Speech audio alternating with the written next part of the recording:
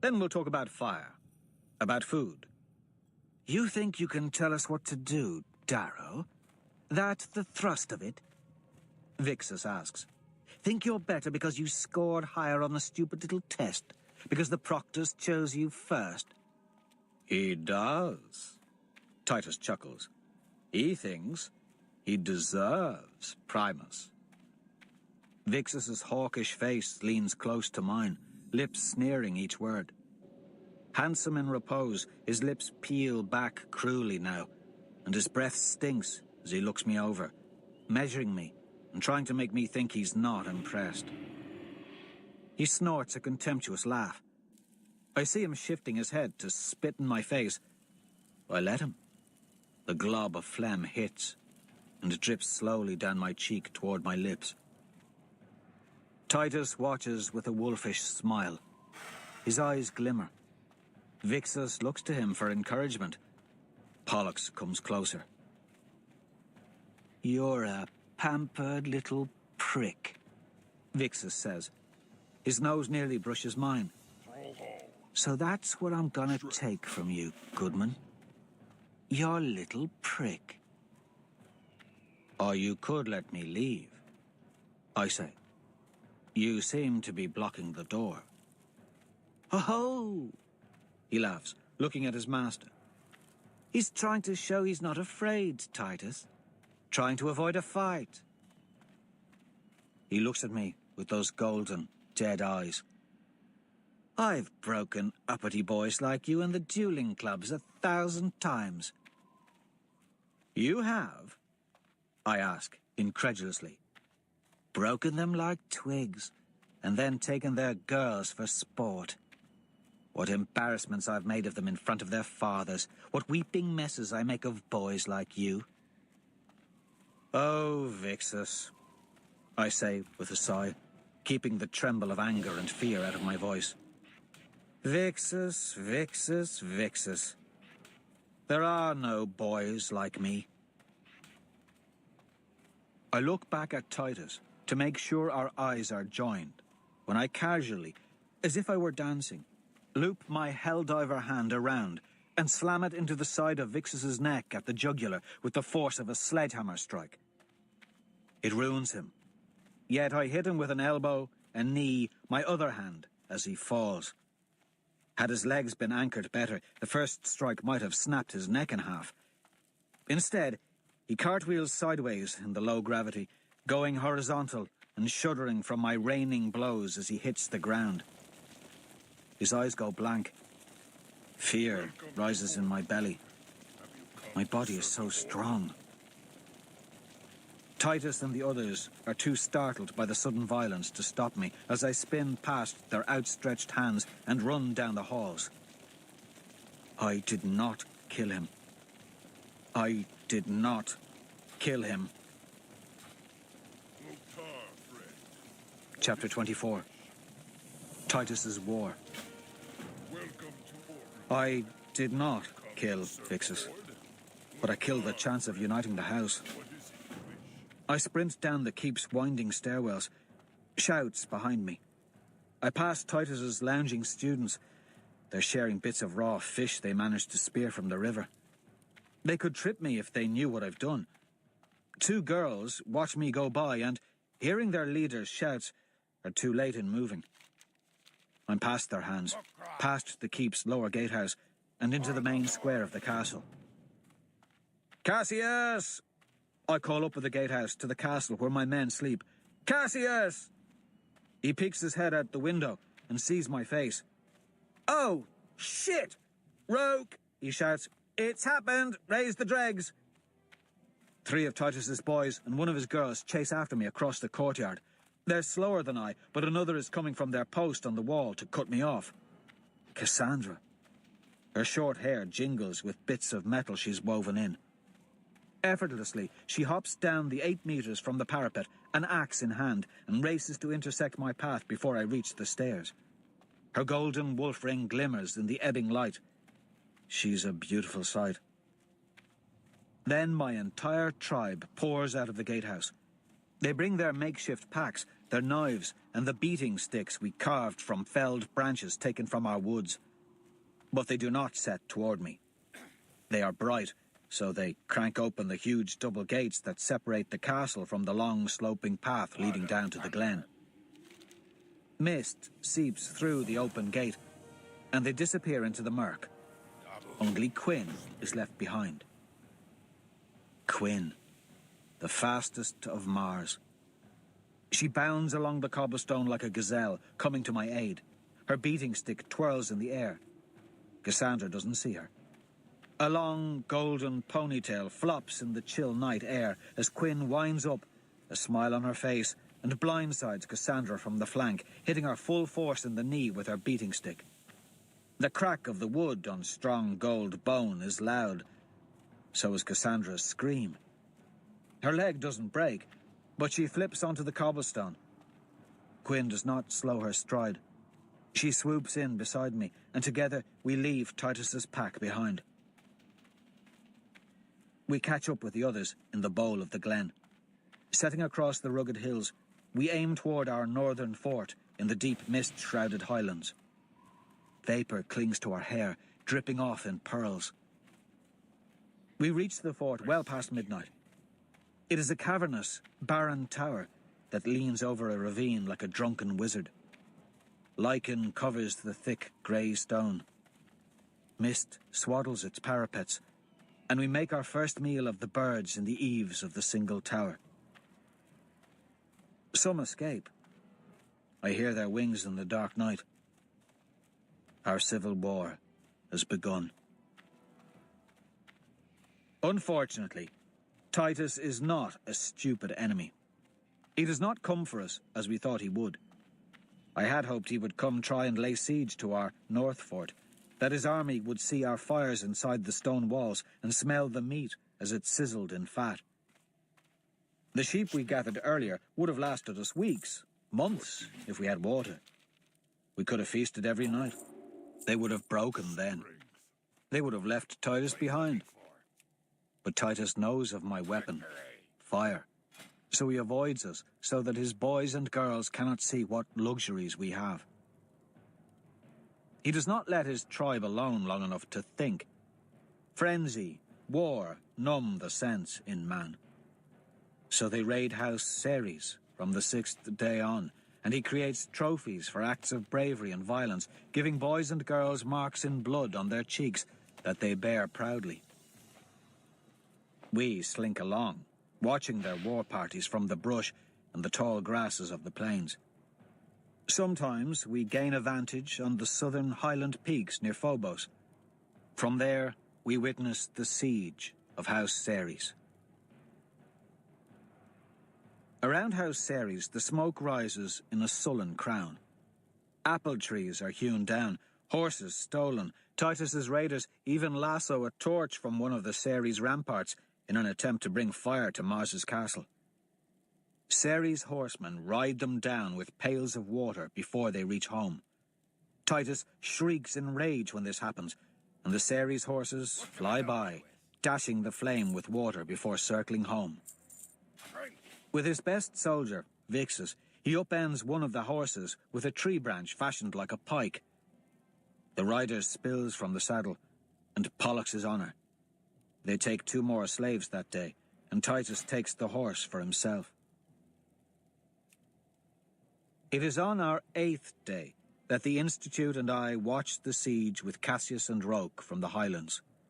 Today, Titus rides the captured horse beneath the wall of House Ceres with a lasso, daring their archers to shoot their arrows at him and his horse. One poor girl leans her head out to get a better angle with her bow. She draws the arrow back to her ear, aims, and just before she's about to loose the arrow, Titus hurls his lasso upward. It flails through the air. She jerks back. Not fast enough. The lasso loops her neck, and Titus kicks his horse away from the wall, tightening the lasso. Her friends scramble to grab her. They hold tight, but are forced to let go before her neck snaps. Her friends' screams echo across the plains as she's jerked violently down from the top of the wall and dragged by Titus back to his cheering followers. There, Cassandra kicks the girl to her knees and enslaves her with our standard. The flames from the burning crops lick up into the twilight, where several proctors hover with flagons of wine and a tray of some rare delicacy. A violent heart set harshest flame, Roke murmurs from his knee. He's bold, I say deferentially. And he likes this. His eyes sparkled when I struck Vixus in the throat. Cassius nods along. Too much. He is lethal. Cassius agrees. But he means something different. I look over at him. There's a raw edge to his voice. And he's a liar. He is? I ask. He didn't kill Priam. Roke becomes quiet. Smaller than us, he seems a child as he remains on a knee. His long hair is held in a ponytail. Dirt crusts his nails, which scrabble in tying his shoes as he looks up. He didn't kill Priam, Cassius repeats. The wind moans over the hills behind us. Night comes slow today. Cassius's cheeks sink into shadow. Still, he's handsome. They wouldn't have put Priam with a monster like Titus. Priam's a leader, not a warlord. They'd put Priam with someone easy, like one of our dregs. I know where Cassius is going with this. It's in the way he watches Titus. The coldness in his eyes reminds me of a pit viper's gaze as it follows its prey. My insides turn sour as I do it. But I lead Cassius in the direction he seems to want to go, inviting him to bite. Roke tilts his head at me, noticing something strange in my interaction with Cassius. And they would give Titus someone else, I say. Someone else, Cassius repeats, nodding. Julian, he is thinking. He doesn't say it. Neither do I. Better to let it fester in his mind. Let my friend think our enemy killed his brother. This is a way out. Blood begets blood, begets blood, begets blood. Roke's words into the wind, which carries west toward the long plain and towards the flames that dance in the low horizon. Beyond, the mountains hunker, cold and dark. Snow already gathers on their peaks. It's a sight to steal one's breath, yet Roke's eyes never leave my face. I find it a small pleasure that Titus's slaves are not very effective allies for him. Far from being indoctrinated as thoroughly as a Red might be, these newly made slaves are stubborn creatures. They follow orders or risk being labelled shamed after graduation, but they purposefully never do more or less than he demands. It is their act of rebellion. They fight where he tells them to fight, whom he tells them to fight, even when they should retreat. They gather the berries he shows them, even if they know they are poisonous, and pile stones till the pile falls over. But if there is an open gate leading to the enemy's fortress, and Titus doesn't tell them to go into it, they'll stand there and pick their butts. Despite the addition of slaves and the raising of Ceres' crops and orchards, Titus's force, which is quite sound at violence, is pitiful when they attempt to do anything else. His men empty their bowels in shallow latrines or behind trees or in the river in an attempt to poison the students of House Ceres. One of his girls even falls in after emptying her bowels into the water. She flails around in her own waste. It's a scene of comedy, but laughter has become seldom, except from the students of Ceres. They sit behind their high walls and catch fish from the river and eat breads from their ovens and honey from their apiaries. In response to the laughter, Titus drags one of the male slaves up in front of the gate. The slave is a tall one, with a long nose and a mischievous smile meant for the ladies. He thinks this is all a game till Titus cuts off one of his ears. Then he cries for his mother like a young child. He will never command warships. The proctors, even House Ceres', do not stop the violence. They watch from the sky in 2s and 3s, floating about as medbots wind down from Olympus to cauterize a wound or treat severe head trauma. On the 20th morning of the Institute, the defenders throw a basket of bread loaves down as Titus's men attempt to batter in the tall gate with a felled tree. The besiegers end up fighting each other for the food, only to find that the bread was baked around razor blades. The screams last till the afternoon. Titus's reply comes just before night falls. With 5 newly minted slaves, including the male with the missing ear, he approaches the gate till he's near a mile off. He parades in front of the slaves, holding 4 long sticks in his hand. These he gives to each of the slaves, except the girl he pulled down from the ramparts with a lasso. With a low bow to the Ceres gate, he waves a hand and orders the slaves to commence beating the girl. Like Titus, she is tall and powerful, so it is difficult to pity her. At first. The slaves hit the girl gingerly with the initial swings. Then Titus reminds them of the shame that will forever mark their names if they do not obey. They swing harder. They aim for the girl's golden head. They hit her, till her shouts have long faded, and blood mats her blonde hair. When Titus grows bored, he drags the wounded girl back to his camp by her hair. She slides limply over the earth. We watch from our place in the highlands, and it takes Leah and Quinn both to stop Cassius from sprinting down into the plains. The girl will live, I tell him. The sticks are all show. Roke spits bitterly into the grass and reaches for Leah's hand. It's odd seeing her give him strength. The next morning we discover that Titus's reply did not stop with the beating.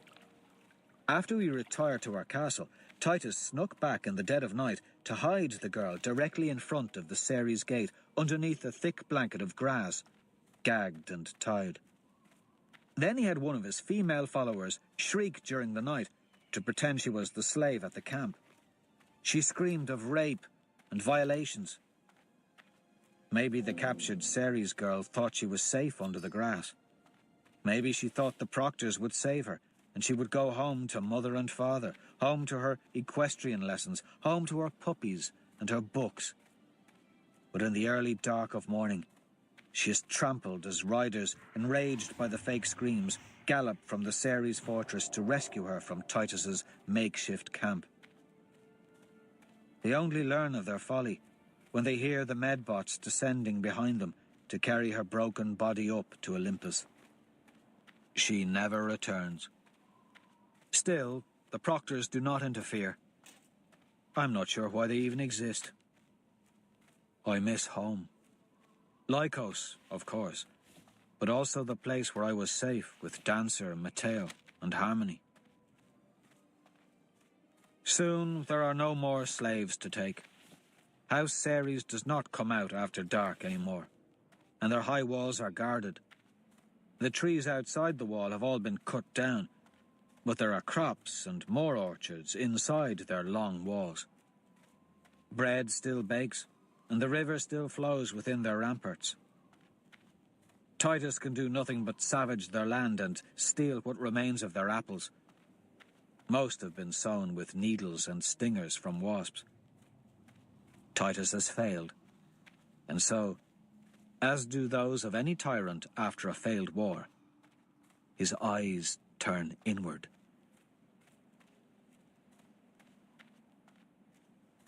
Chapter 25. Tribal War. 30 days into the Institute, and I've not seen evidence of another enemy house, except for the smoke signs of distant fires. House Ceres' soldiers roam the eastern fringes of our land. They ride with impunity now that Titus's tribe has retreated into our castle. Castle? No, it has become a hovel. I come upon it with Roke in the early morning. Fog still clings to the four spires, and light struggles to penetrate the dreary sky of our highland climate. Sounds from inside the stone walls echo into the quiet morning, like coins rattling about in a tin can. Titus's voice. He's cursing at his tribesmen to get up. Apparently, few do. Someone tells him to go slag himself, and it's little wonder.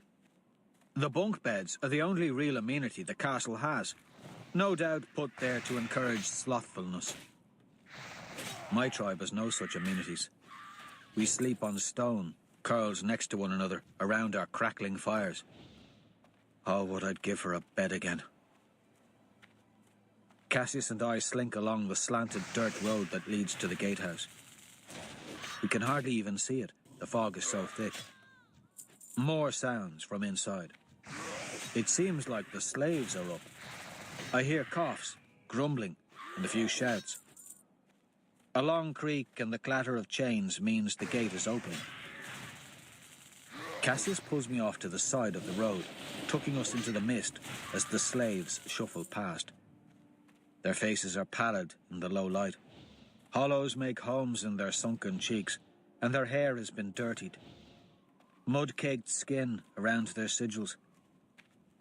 He passes near enough to me that I smell his body odour. I stiffen suddenly, worried he will again smell the smoke on me. But he doesn't. Beside me, Cassius is quiet, yet I feel his anger. We sneak back down the path and watch the slaves toil from the relative safety of the woods. They are not aureates as they scrub shit and scavenge for berries in the sharp thistle bushes. One or two are missing ears. Vixus, recovered from my attack except for a huge purple bruise on his neck, walks around slapping at them with a long stick.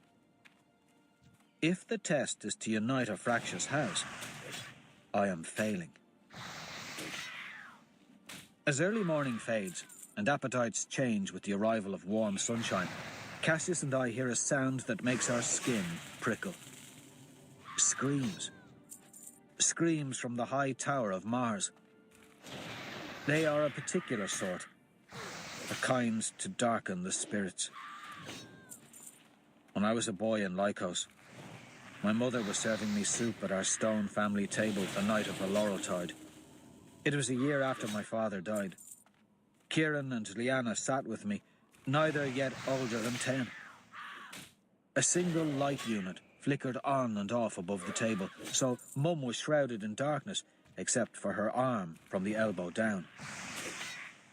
Then came the scream, muffled by distance and the twists of our cavern township. I still see how the broth quivered in the ladle, how my mother's hand shook when she heard it. Screams, not of pain, but of horror. What he's doing to the girls. Cassius hisses to me as we slink away from the castle as night descends. He's a beast. This is war, I say, though the words sound hollow, even in my own ears. It's school, he reminds me. What if Titus did this to our girls? To Leah? To Quinn? I say nothing. We would kill him. Cassius answers for me. We would kill him, cut his prick off and shove it in his mouth. And I know he's also thinking of what Titus must have done to Julian. Despite Cassius's mutterings, I take his arm and pull him away from the castle. The gates are locked against the night. There is nothing we can do. I feel helpless again. Helpless as when Ugly Dan took Io from me. But I am different now. My hands turn to fists, and I am more than I was then. On our way back to our north fort, I see a glimmer in the air. Golden grav boots shimmer as Fitchner descends. He's chewing gum and holds his heart when he sees our evil glances. Whatever did I do, young friends, to earn such glares? He's treating the girls like animals. Cassius seethes. Veins in his neck stand out. They are golds, and he is treating them like dogs, like pinks. If he is treating them like pinks, then it is because they merited no better in this little world than pinks do in our big world. You're joking. Cassius can't understand. They are golds, not pinks. He's a monster. Then prove you're a man and stop him, Fitchner says. As long as he's not murdering them one by one, it's not our concern. All wounds heal, even these. That's a lie, I tell him. I'll never be healed of Io. That pain will last forever. Some things do not fade. Some things can never be made right. Yet we do nothing because he has more fighters. Cassius spits. An idea sweeps over me. We can fix that. Cassius turns to me. He hears the deadness in my voice just as I see it in his eyes when he speaks of Titus. That's a peculiar thing we share. We are made of fire and ice, though I am not sure which of us is ice and which is fire. Nevertheless, extremes rule us more than we'd like. That is why we are of Mars. You have a plan, Cassius says. I nod coldly. Fitchner watches us too, and he grins. Time is money, friend. About gory damn time. The plan starts with a concession only someone once a husband could make. Cassius cannot stop laughing when I tell him the details. Even Quinn snorts a laugh the next morning. Then she's off, running like a deer to Deimos Tower to bring my formal apology to Antonia. She's to meet me with Antonia's response at one of our supply caches near the Furor River, north of the castle. Cassius guards our new fort with the remainder of our tribe, in case Titus tries to attack while Roke and I go to the supply cache during the day.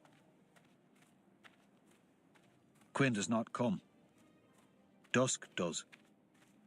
Despite the dark, we traced the path she would have taken from Deimos Tower. We go till we reach the tower itself, which sits in the low hills surrounded by thick woods. 5 of Titus's men lounge around its base. Roke grabs me and pulls me down into the woods brush.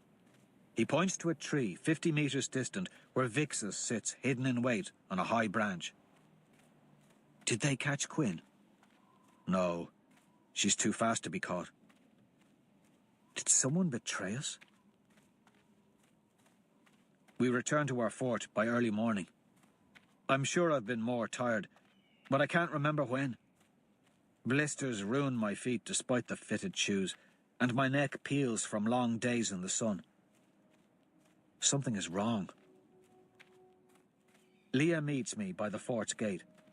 She hugs Rogue and looks up at me like I'm her father or something. She is not her usual timid self. Her bird-like body shakes, not from fear, but anger. You have to kill that piece of filth, Darrow. You have to cut his slagging balls off. Titus. What happened? I look around. Leah, where is Cassius? She tells me. Victory. Titus captured Quinn as she was on her way back from the tower. They beat her. Then Titus sent one of her ears here. It was meant for me. They thought Quinn was my girl. And Titus thinks he knows my temper. They got the reaction they wanted. Just not from me. Cassius was on watch, and as the others slept, he snuck away to the castle to challenge Titus. Somehow, the brilliant young man was arrogant enough to think hundreds of years of Oriate honor and tradition would survive the sickness that has consumed Titus's tribe in only a few weeks. The Imperator's son was wrong, and he is also unused to having his heritage be of such little consequence. In the real world, he would have been safe. In this small one, he is not. But he's alive, I say. Yeah, I'm alive, you pixie. Cassius stumbles, shirtless, out of the fort. Cassius! Roke gasps. His face pales suddenly. Cassius's left eye is swollen shut. Lips are split. Ribs purple as grapes. His other eye is bloody. 3 dislocated fingers shoot out like tree roots, and his shoulder is odd. The others stare at him with such sadness. Cassius was the Imperator's boy, their shining knight. And now his body is a ruin. And the looks upon their faces, the pallid cast to their skin, tell me that they have never before seen someone beautiful mutilated. I have. He smells like piss. He tries to play it off as some lark. They beat the slag out of me when I challenged him, hit me with a shovel on the side of the head, then stood around and had themselves a circle piss. Then they tied me up in that stinko keep. But Pollock set me free like a good lad, and he's agreed to open the gate if we need it done. I didn't think you were so stupid, I say. Of course he is. He wants to be one of the Sovereign's knights, Roke mutters. And all they do is duel. He shakes his long hair. Dirt crusts the leather band that holds it in a ponytail. You should have waited for us. What's done is done, I say. We go ahead with the plan. Fine, Cassius snorts. But when the time comes, Titus is mine.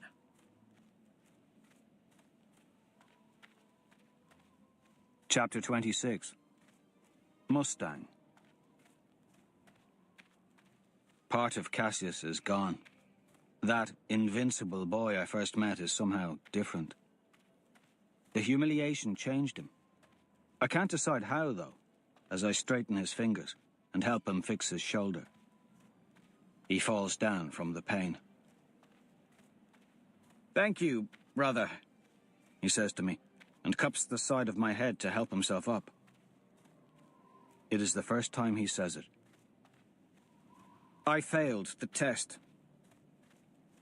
I don't disagree with him. I went in there like a plumb fool. If this were anywhere else, they would have killed me. At least it didn't cost you your life, I say. Cassius chuckles. Just my pride. Good. Something you have in abundance, Rogue says with a smile. We have to get her back. Cassius's own grimace fades as he looks at Rogue, then at me. Quinn! We have to get her back before he takes her up to his tower. We will. We bloody will. Cassius and I go east according to my plan, farther than we have gone before. We stay to the northern highlands, but we make sure we walk along the high crests visible to the open plains below. East and east, our long legs taking us fast and far. I ride it to the southeast, I say. Cassius doesn't look. We pass through a humid glen, where a dark loch offers us the chance to catch a drink across from a family of deerling. Mud covers our legs. Bugs flit over the cold water. The earth feels good between my fingers as I bend to drink. I dunk my head and join Cassius in eating some of our aging lamb. It needs salt. My belly cramps from all the protein. How far east of the castle do you reckon we are? I ask Cassius, pointing behind him. Maybe 20 clicks. Hard to peg it. Feels farther, but my legs are just tired. He straightens and looks where I point. Ah. Got it.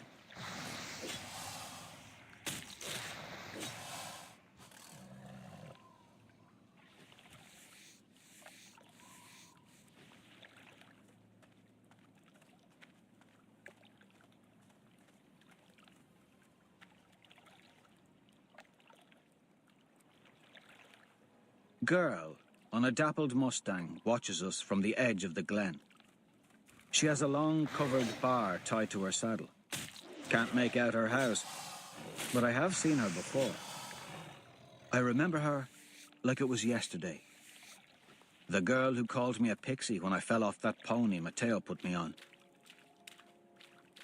I want her horse to ride back, Cassius tells me. He can't see out his left eye, but his bravado is back, a little too forcefully. Hey, darling, he calls. Shit, that hurts the ribs. Prime ride. What house are you? I'm worried about this. The girl rides to within 10 meters, but she has the sigils on sleeve and neck covered with 2 lengths of sewn cloth. Her face is streaked with 3 diagonal lines of blue berry juice mixed with animal fat. We don't know if she's from Ceres. I hope not. She could be from the southern woods, from the east, from the far northeastern highlands even. Lo, Mars, she says smugly, looking at the sigil on our jackets. Cassius bows pathetically. I don't bother. Well, this is swell. I kick a stone with my shoe. Lo, Mustang. Nice sigil. And horse. I let her know having a horse is something rare. She is small, delicate. Her smile is not. It mocks us. What are you boys about in the hinterlands? Reaping grain? I pat my sling blade.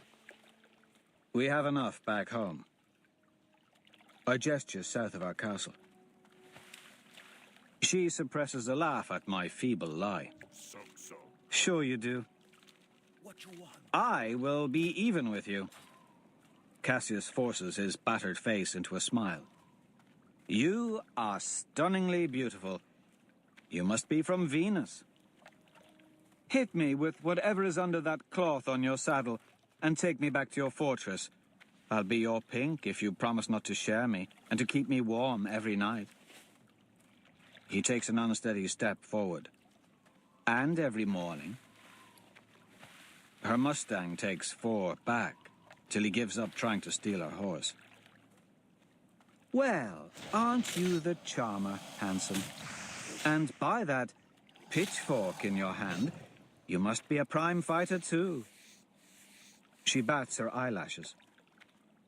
Cassius puffs out his chest in agreement. She waits for him to understand. Then he frowns. Yup. Uh-oh. You see, we didn't have any tools in our stronghold, except those pertaining to our deity. So, you must have encountered House Ceres already. She leans forward in the saddle sardonically. You don't have crops. You just fought those who do. And you don't have any better weapons, clearly, or you would be carrying them with you.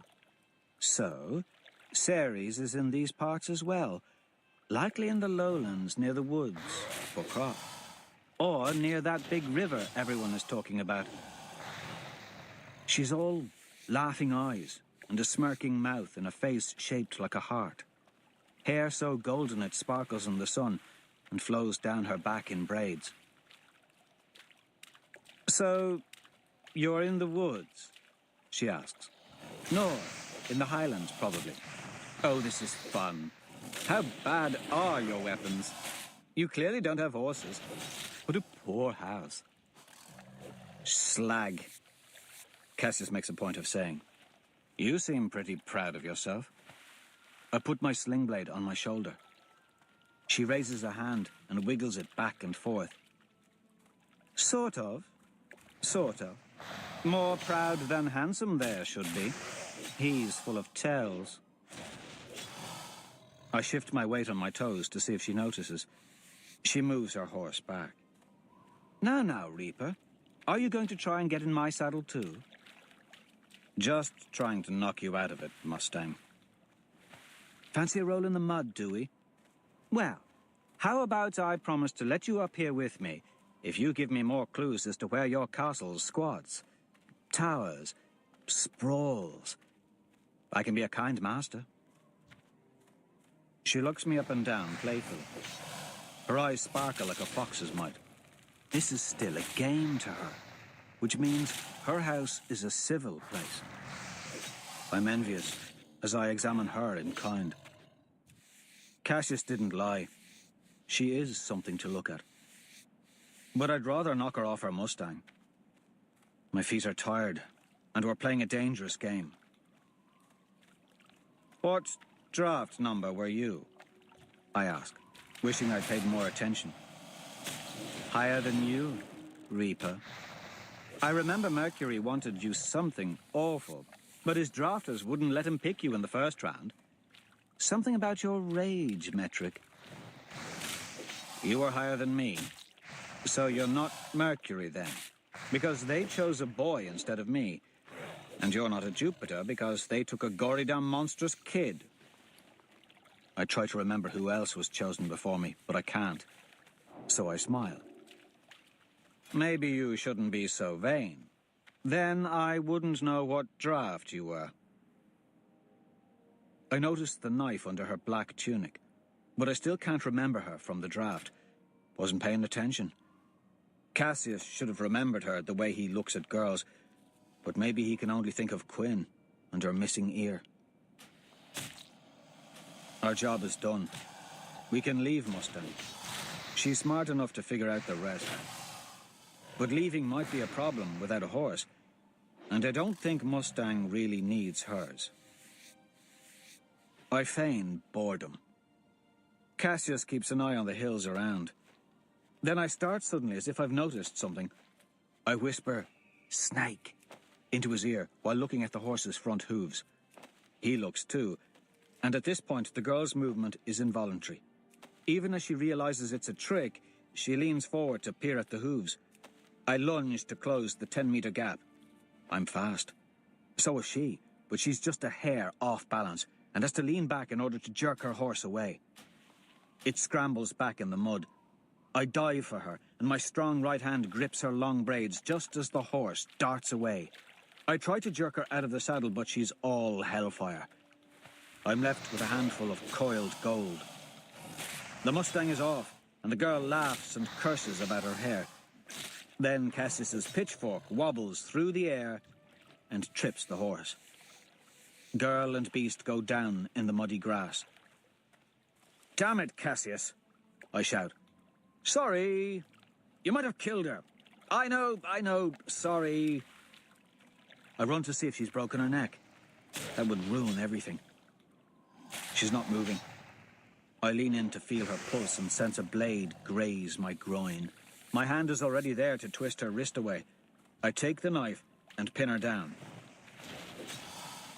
"I knew you wanted to roll me in the mud." Her lips smirk. Then they purse as if she wants a kiss. I recoil. Instead, she whistles, and the plan becomes a bit more complicated. I hear hooves. Everyone has bloody damn horses but us. The girl winks and I force the cloth from her sigil. House Minerva. Greeks would have called it Athena. Of course. 17 horses tear down the glen from the crest of the hill. Their riders have stun pikes. Where the hell do they get stun pikes? "Time to run, Reaper." Mustang taunts. My army comes. There's no running. Cassius dives into the loch. I jump off Mustang, run after him through the mud, and throw myself over the bank to join him in the water. I cannot swim, but I learn quickly.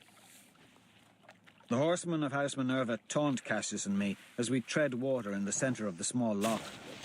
It's summer, but the water is cold and deep.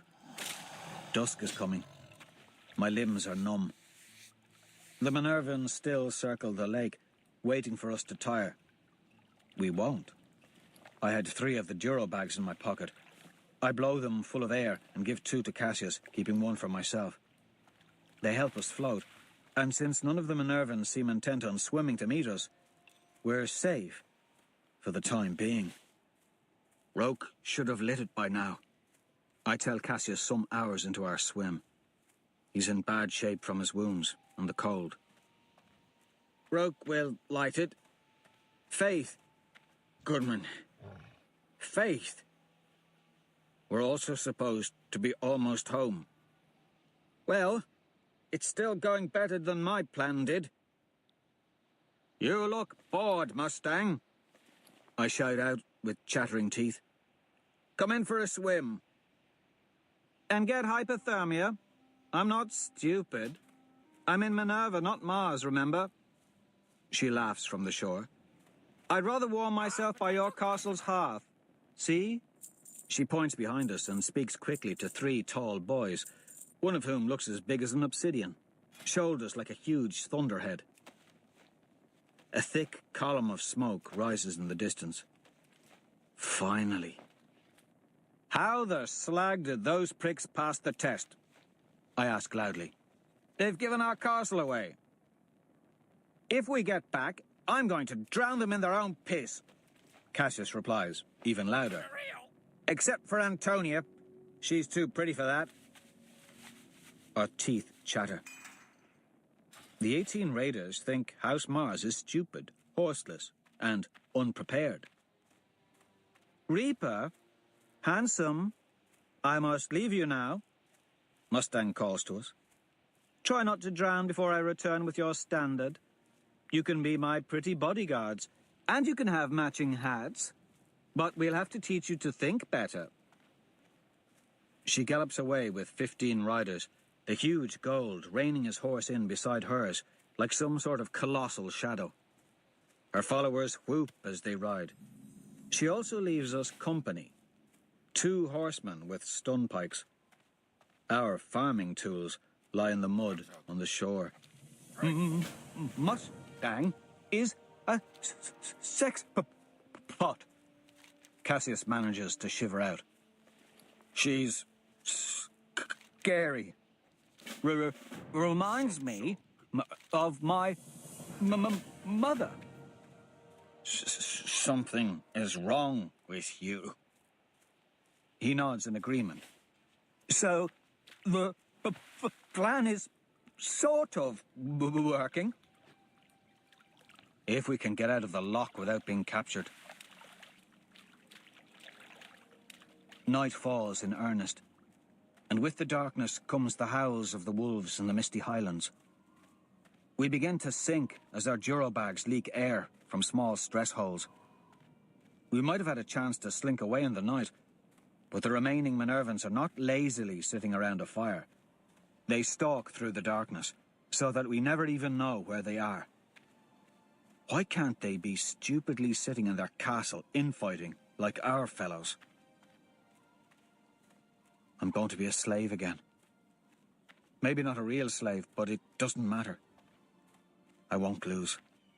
I cannot lose. Io will have died for nothing if I let myself sink here, if I let my plan fail. Yet, I do not know how to beat my enemies. They are clever, and the odds are stacked heavily against me. Io's dream sinks with me into the darkness of the loch, and I'm about to swim to shore, regardless of the outcome, when something spooks the horses. Then a scream slices across the water. Fear trickles down my spine as something howls. It is not a wolf. It can't be what I think it is. Blue light flashes as a stun pike flails in the air. The boy screams another curse. A knife got him. Someone runs to his aid, and electricity flares blue again. I see a black wolf standing over one body as another falls. Darkness again. Silence. Then the mournful whine of medbots descending from Olympus. I hear a familiar voice. Clear now. Come out of the water, fishies. We paddle to shore and pant in the mud. Mild hypothermia has set in. It won't kill us, but my fingers are still slow as mud squishes between them. My body shakes like a drill boy at work. Goblin, you psychopath. Is that you? I call. The 4th tribe slides out of the darkness. He's wearing the pelt of the wolf he killed. It covers his head to his shins. Damn small kid. The gold of his black fatigues is coated in mud. So's his face. Cassius crawls from his knees to clasp Severo in a hug. Oh, you beautiful goblin. Beautiful, beautiful boy. And smelly. He been nibbling on mushrooms? Goblin asks over Cassius's shoulders. Stop touching me, you pixie. He pushes Cassius away, looking embarrassed. Did you kill these two? I ask, shivering. I bend over them and take off their dry clothing to exchange for my own. I feel pulses. No. Severo cocks his head at me. Should I have? Why are you asking me like I'm your praetor? I laugh. You know what's what. Severo shrugs. You're like me. He looks at Cassius with disdain. And somehow still like him. So, should I kill them? He asks casually. Cassius and I share startled glances. No! We agree, just as the medbots arrive to take the Minervans away. He hurts them badly enough to end their time in the game. So, what, pray tell, are you doing wandering about in a wolfskin all the way out here? Cassius asks. Rogue said you lot would be out east. Severo replies curtly. Plan is still a go, says he. Have the Minervans arrived at the castle? I ask. Severo spits in the grass. The twin moons cast eerie shadows over his dark face. How the piss should I know? They passed me on the way. But you have no leverage, you know. It's a dead-end plan. Is Severo actually helping us? Of course, his help begins with listing out our inadequacies. If the Minervans get to the keep, they will destroy Titus and take our territory. Yes, that's the point, I say. They will also take our standard. That's a risk we have to take. So, I stole the standard from the keep and buried it in the woods. I should have thought of that. You just stole it? Just like that? Cassius starts laughing. Crazy little sod. You're prime mad. 100th pick. Prime mad. Severo looks annoyed. Pleased, but annoyed. Even then, we cannot guarantee they leave our territory. Your suggestion? I ask, still shivering, but impatient. He could have helped us before. Get leverage to get them out after they do their job of taking Titus down. Obviously. Yes. Yes. I get it. I shake off the last of my shivers. But how? Severo shrugs. We'll take Minerva's standard. Wait, Cassius says. You know how to do that? Severo snorts. What do you think I've been doing this whole time, you silky turd? Wanking off in the bushes? Cassius and I look at each other. Kind of, I say. Yeah, actually. Cassius agrees. We ride the Minervan horses east of the Highlands. I'm not a sound equestrian. Of course, Cassius is, so I learned to clutch his bruised ribs very well. Our faces are painted with mud. It will look like shadow in the night, so they will see our horses, our pikes, our sigils, and will think us their own. The Minervan castle lies in rolling country, quilted with wildflowers and olive trees. The moons glimmer bright over the pitching landscape. Owls hoot in the gnarled branches above. As we reach their sprawling sandstone fortress, a voice challenges us from the rampart above the gate. Severo is not very presentable in his wolf cloak, so he guards the escape. We found Mars, I call up. Oi, open the damn gate. Password, the sentry demands lazily from the battlements. Buzz him, butthead! I shout up. Several heard it last time he was here. Prime! Where's Virginia and the Raiders? The sentry calls down. Mustang? Took their standard, man. The pisses didn't even have horses. We might still manage to take their castle. The sentry bites. Prime news. Virginia's a devil.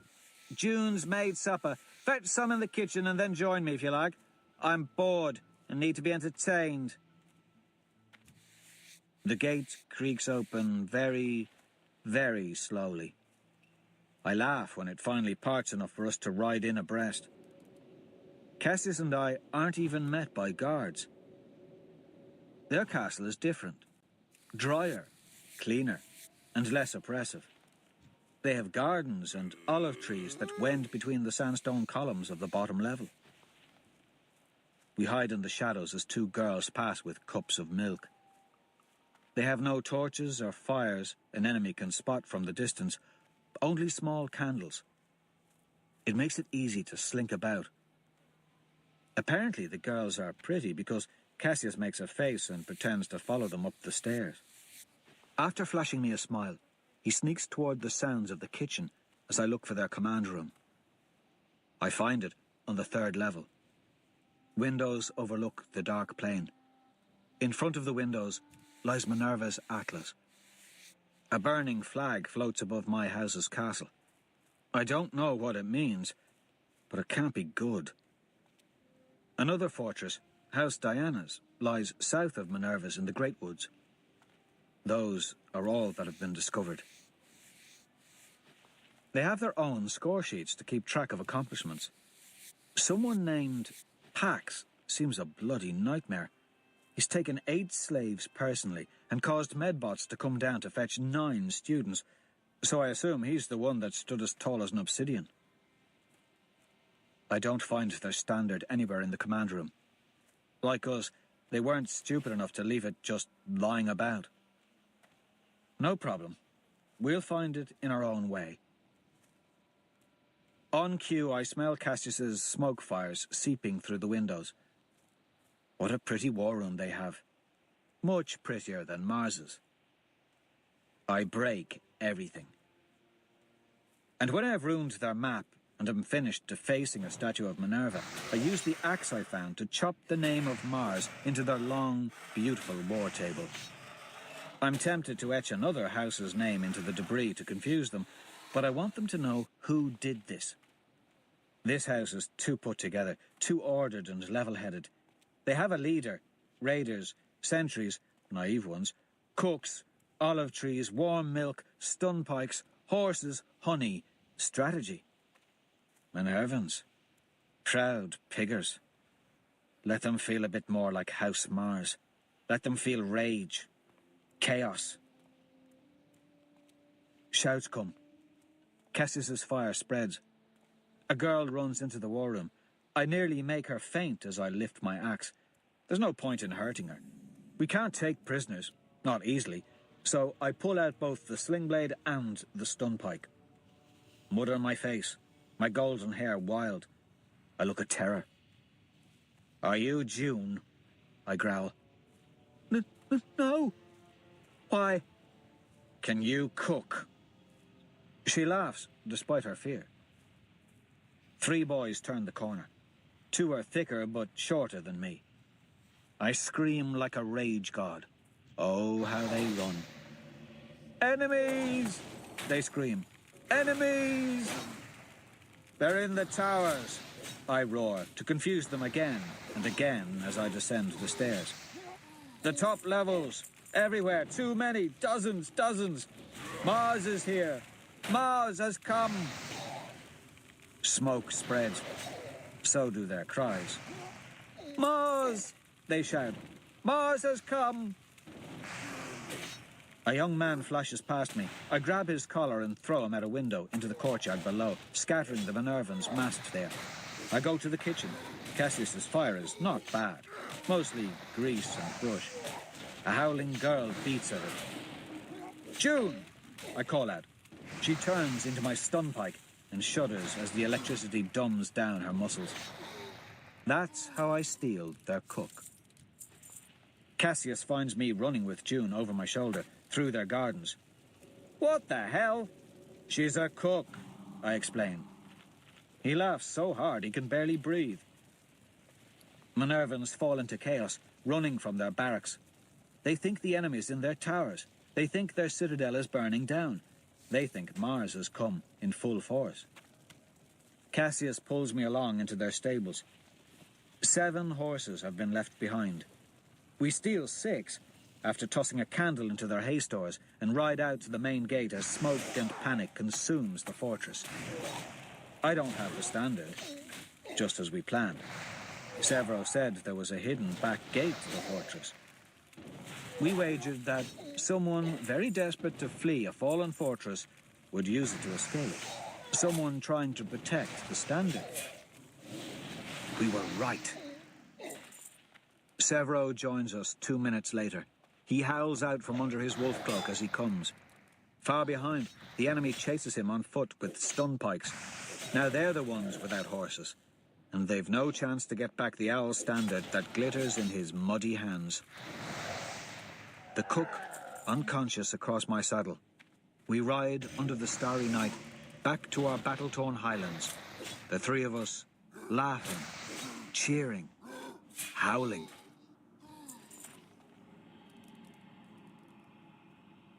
Chapter 27. The House of Rage. We find Roke at Phobos Tower, with Leah, Screwface, Clown, Thistle, Weed and Pebble. We have 8 horses, 2 stolen at the lake, 6 stolen in the castle. We add them to our plan. Cassius, Severo and I cross the bridge that spans the river Metos. An enemy scout bolts north to warn Mustang. Our other stolen horses, led by Antonia, follow once the scout is away, looping north. Roke, horseless, loops south. My horse alone is not covered with mud. She is a bright mare, and I am a bright sight. I carry Minerva's golden standard in my left hand. We could have hidden it, could have kept it safe, but they need to know we have it, and even though Severo stole it, he doesn't want to carry it. He likes his curved knives too much. I think he whispers to them. And Cassius we need for other things besides carrying the standard. Plus, if he carried it, then he would look the leader. And that will not do. Dead silence as we ride through our lowlands. Fog seeps around the trees. I cut through it. Cassius and Severo ride to either side. I cannot see or hear them now, but wolves howl somewhere. Severo howls back. I struggle to keep my seat as the mare spooks. I fall off twice. Cassius's laughs come from the darkness. It's hard to remember I'm doing all this for Io. All this to start a rebellion. It feels like a game this night. In a way it is, because I'm finally beginning to have fun. Our castle is taken. Firelight along its ramparts tell me this. The castle stands high above the glen on its hill, its torches making strange halos in the fog-quilted darkness. My horse's hooves thump softly on wet grass, as to my right, the Metas gurgles like a sick child in the night. Cassius rides there, but I cannot see him. "Reaper!" Mustang shouts through the mist.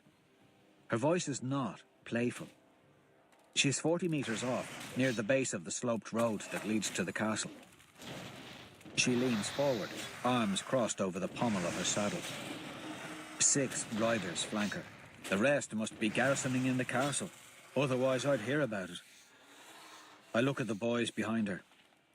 Pax is so large that his pike looks like a scepter in his huge mitts. "Hello, Mustang." "So, you didn't drown. That would have been easier." Her quick face is dark. "You are a vile breed, you know that?" She's been inside the keep, and she doesn't have words for her anger. "Rape? Mutilation? Murder?" She spits. "I did nothing," I say. And neither did the proctors. Yes, you did nothing. Yet now you have our standard, and what? Handsome somewhere out there in the mist? Go ahead. Pretend you're not their leader, like you're not responsible. Titus is responsible. The big bastard? Yes, Pax laid him low. She gestures to the monster of a boy beside her. Pax's hair is shorn short, his eyes small, chin like a heel with a dent in it. Beneath him, his horse looks like a dog. His bare arms are flesh stretched over boulders. I didn't come to talk, Mustang.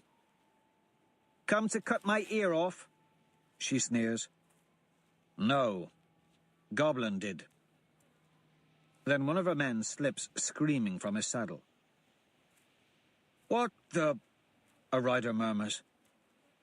Behind them, knives already dripping, Severo howls like a maniac. A half-dozen other howls join his, as Antonia and half her Phobos garrison ride from the North Hills on the stolen mud-black steeds. They howl like mentals in the mist. Mustang's soldiers wheel about. Severo takes another one down. He doesn't use stun pikes. Medbots scream through the sky, which is suddenly filled with proctors. All of them have come to watch. Mercury trails behind the rest, carrying an armful of spirits, which he tosses to his fellows. Each of us peers up to watch their strange appearance. The horses continue to run. Time pauses. To the fray! Dark Apollo mocks from on high. His golden robes show he's just risen from bed. To the fray! Then chaos hits as Mustang shouts orders, strategy. 4 more horsemen ride down the sloped road from the gate to support her troop.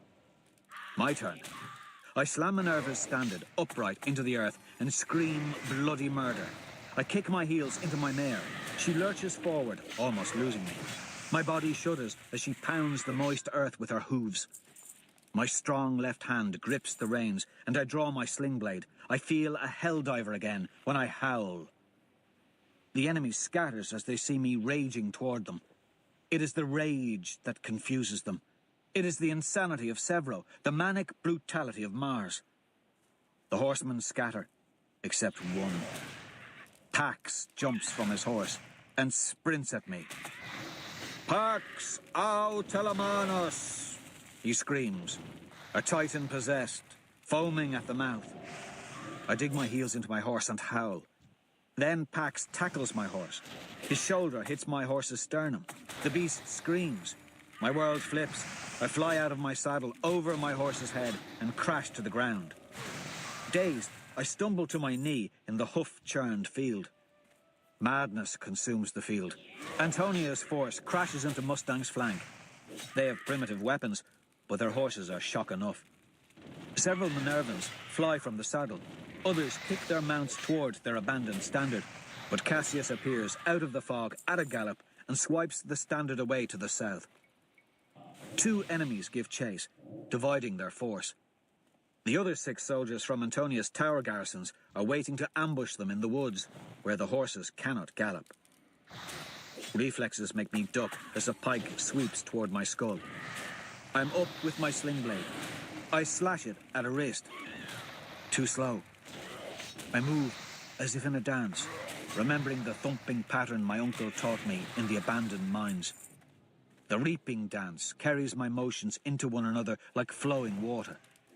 I swoop the sling blade into a kneecap. The aureate bone does not break, but the force knocks the rider from the saddle. I spin sideways and strike again and again and sweep the hoof of a horse away, breaking a fetlock. The animal falls. A different stun pike stabs at me. I avoid the point and rip it free with my red hands and jam the electrocuting tip into another assailant. The boy falls. A mountain pushes it aside and runs at me. Pax. In case I am an idiot, he roars his name at me. His parents bred him to lead obsidian landing parties into hull breaches. Pax au Telemanos! He beats his huge pike against his chest and hits puffy-haired clown so hard, my friend flies back 4 meters. Pax out Telemanus is a pricklicker, I mock. Then a horse's flank thumps into my back, and I stumble toward the monstrous boy. I'm doomed. He could have gotten me with his pike. Instead, he hugs me. It's like being embraced by a golden bear that keeps screaming its own damn name. My back cracks. Mother mercy. He's squeezing my skull. My shoulder aches. Bloody hell. I can't breathe. I've never met a force like this. Dear God, he's a bloody damn ogre. But someone is howling. Dozens of howls. Back popping. Pax roars his personal victory. I have your captain. I piss on you, Mars. Pax O Telemanus has slagged your captain. Pax O Telemanus. My vision flickers black and fades, but the rage in me does not. I roar at one last bit of wrath before I faint. It's cheap. Pax is honourable.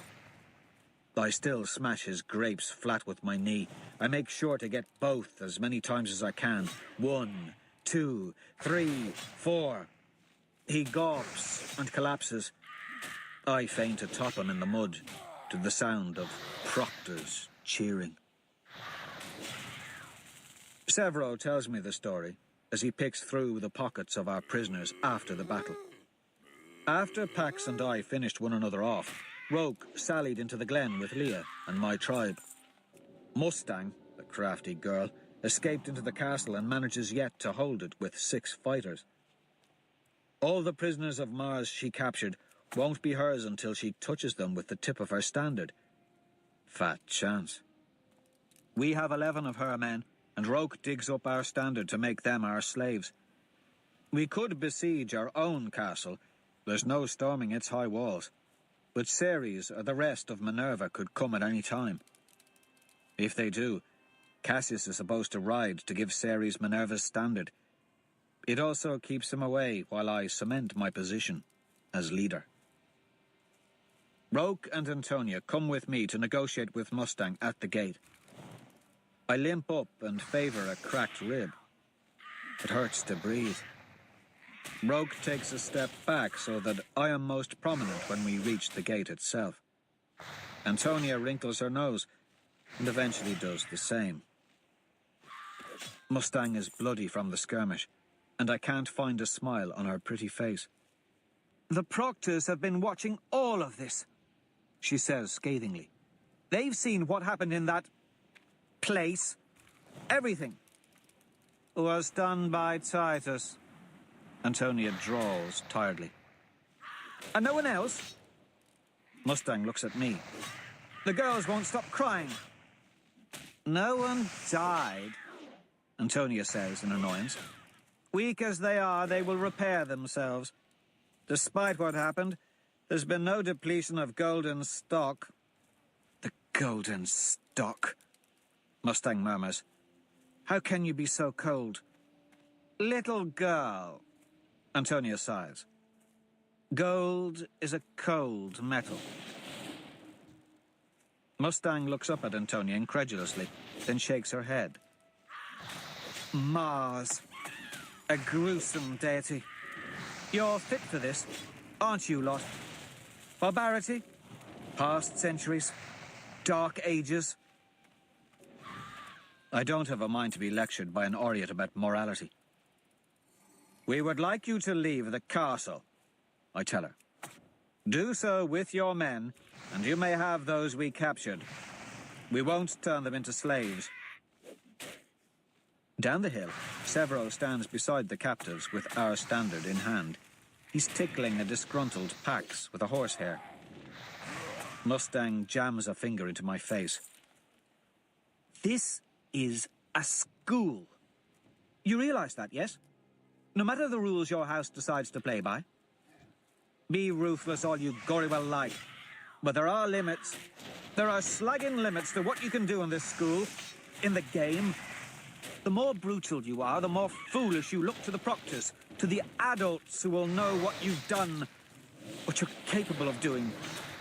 You think they want monsters to lead the society? Who would want a monster for an apprentice? I see a vision of Augustus watching my wife dangle, eyes dead as a pit viper's. A monster would want a student in his own image. They want visionaries, leaders of men, not reapers of them. There are limits, she continues. I snap. There are no goddamned limits. Mustang's jaw tightens. She understands how this will play out. In the end, giving us back our horrible castle won't cost her anything. Trying to keep it would. She might even end up like one of the girls in the high tower. She never thought of that before. I can tell she wants to leave. It's her sense of justice that is killing her. Somehow, she thinks we should pay.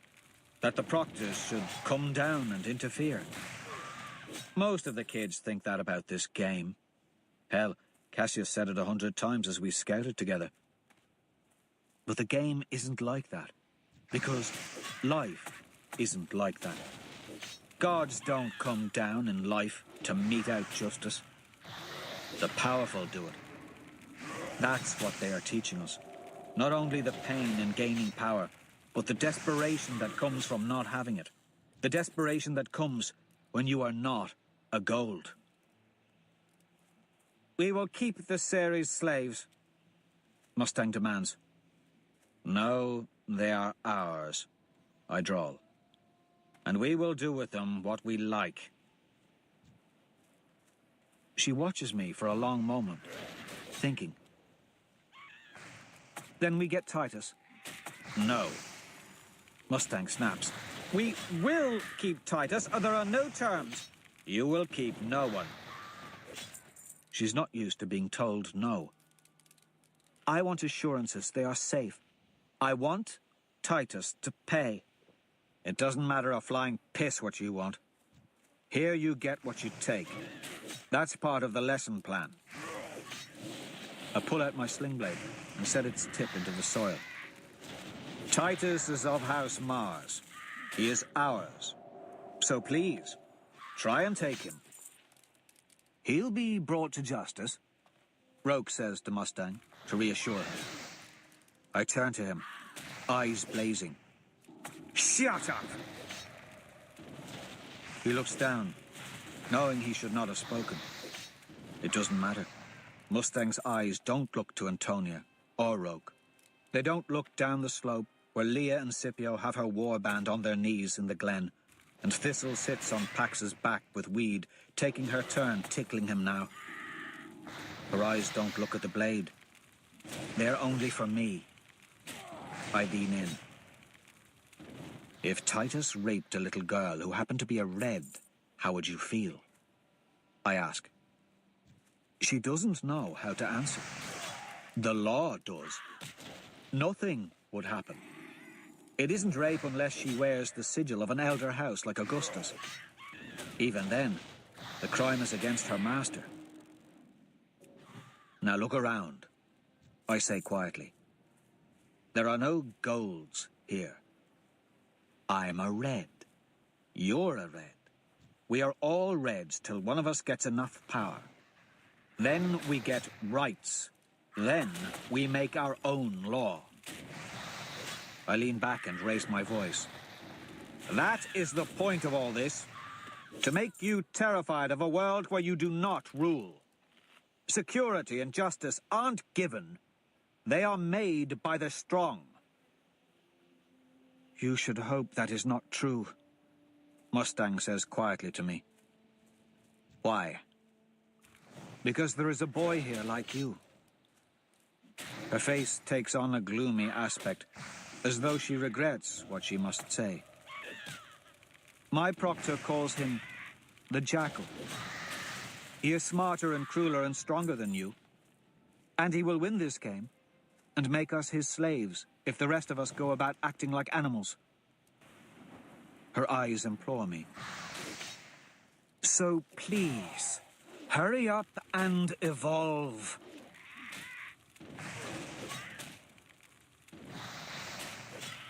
Chapter 28. My brother. I pretend the matches came from one of the Minervans when I light our first fire inside Castle Mars. June is fetched from her makeshift prison, and soon she has prepared us a feast from the meat of goats and sheep and herbs gathered by my tribe. My tribe pretends it's the first meal they've had in weeks. The others of the house are hungry enough to believe the lie. Minerva and her warband have long since slunk on home. What now? I ask Roke as the others eat in the square. The keep is a place of squalor still, and the light of the fire does nothing to illuminate the filth. Cassius has gone to see Quinn, so I am alone for the moment with Roke. Titus's tribe sits in quiet groups. The girls will not speak to the boys because of what they've seen some of them do. All eat with their heads down. There's shame there. Antonia's people sit with mine and glare at Titus's. Disgust fills their eyes. Betrayal, too, even as they fill their bellies. Several scuffles have already escalated from minor words to thrown fists. I thought the victory might bring them together, but it did not. The division is worse than ever, only now I cannot define it, and I think there is only one way to mend it. Roke doesn't have the answer I want to hear. The proctors aren't interfering because they want to see how and if we handle justice, Darrow. It is the deeper trait that this situation probes. How do we manage law? Brilliant, I say. So, what? We're supposed to whip Titus? Kill him? That would be law. Would it? Or would it just be vengeance? You're the poet. You figure it out. I kick a stone off the ramparts. He can't stay tied up in the cellars. You know this. We will never move on from this torpor if he does. And it has to be you who decides what to do with him. Not Cassius, I ask. I think he's earned a say. After all, he did claim him. I don't want Cassius to share leadership, but I don't want him to come out of the Institute without any prospects. I owe him. Claim him? Roke coughs. And how barbaric does that sound? So, Cassius should play no role. I love him like a brother, but no. Roke's narrow face tenses as he sets a hand on my arm. Cassius cannot lead this house. Not after what happened. Titus's boys and girls might obey him, but they won't respect him. They won't think him stronger than them, even if he is. Darrow, they pissed on him. We are golds. We do not forget. He's right. I pull my hair in frustration and glare at Roke as though he were being difficult. You don't understand how much this means to Cassius. After Julian's death, he has to succeed. He cannot be remembered solely for what happened. He can't. Why do I care so much? Doesn't matter a flying piss how much it means to him. Roke echoes my words with a smile. His fingers are thin like hay on my bicep. They'll never fear him. Fear is necessary here. And Cassius knows it. Why else is he absent in victory? Antonia has not left my side. Pollux, the gate opener, hasn't either. They linger several meters away to associate with my power. Severo and Thistle watch them with sly grins. Is that why you're here too, you scheming weasel? I ask Roke. Sharing the glory? He shrugs and gnaws on the leg of mutton Leah brings him. Slag that. I'm here for the food. I find Titus in the cellar. The Minervans tied him and beat him bloody after they saw the slave girls in his tower. That's their justice. He smiles as I stand over him. How many of House Ceres did you kill in your raids? I ask. Suck my balls. He spits bloody phlegm. I dodge. I resist kicking him there. Barely. Already got packs for the day. Titus has the gall to ask what has happened. I rule House Mars now. Outsourced your dirty work to the Minervans, eh? Didn't want to face me. Typical golden coward. I am afraid of him. I don't know why. Yet I bend on a knee and stare him in the eye. You are a pissing fool, Titus. You never evolved. Never got past the first test. You thought this whole thing is about violence and killing. Idiot. It's about civilization, not war. To have an army, you must first have a civilization. You went straight to violence like they wanted us to. Why do you think they gave us of Mars nothing, and the other houses have so many resources? We're meant to fight like mad, but we're meant to burn out like you did. But I beat that test. Now I'm the hero, not the usurper. And you're just the ogre in the dungeon. Oh, huzzah, huzzah. He tries clapping his bound hands. I don't give a piss. How many did you kill? I ask. Not enough. He tilts his large head. His hair is greasy and dark with dirt, almost as though he's tried to black out the gold. He seems to like the dirt. It's under his fingernails, coats his burnished skin. I tried to bash their heads in, kill them before the medbots came, but they were always so fast. Why did you want to kill them? I don't understand what the point is. They are your own people. He smirks at this. You could have changed things, you bastard. His large eyes are calmer, sadder than I remember. He does not like himself, I realize. Something about him is too mournful. The pride I thought he had is not pride. It's just scorn. You say I'm cruel, but you had matches and iodine. Don't think I didn't know even before I smelled you. We starved, and you used what you found to become leader. So do not lecture me on morality, you backstabbing piss-sucker. Then why didn't you do something about it? Pollux and Vixus were frightened of you. So the rest were too. And they thought Goblin would kill them in their sleep. What could I do if I was the only one who wasn't scared? Why aren't you? He laughs hard. You're just a boy with a sling blade. First I thought you were hard. Thought we saw things similarly. He licks a bloody lip. Thought you were like me. Only worse because of that coldness in your eyes. But you're not cold. You care about these piss pricks. My eyebrows pinched together. How's that? Simple. You made friends. Roke, Cassius, Leah, Quinn. So did you. Pollux, Cassandra, Vixus. Titus's face contorts horribly. Friends? He spits. Friends with them? Those gold brows? They are monsters, soulless bastards. Nothing but a bunch of cannibals, all of them. They did the same as I did, but... Pfft.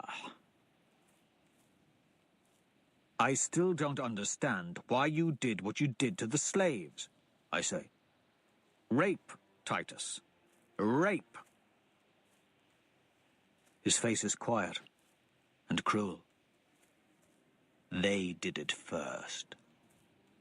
Who? But he's not listening. Suddenly he's telling me about how they took her and raped her in front of him. Then the slaggers came back a week later to do it some more. So he killed them, bashed their heads in. I killed the bloody damn monsters. Now their daughters bloody well get what she got. It's like I've been punched in the face. Oh, hell. A chill spreads through me. Bloody damn. I stumble back. What the hell is the matter with you? Titus asks. If I were a gold, I might have not noticed. Might have just been befuddled by the odd word. I'm no gold. Darrow? I pull my way into the hall. I move in a haze.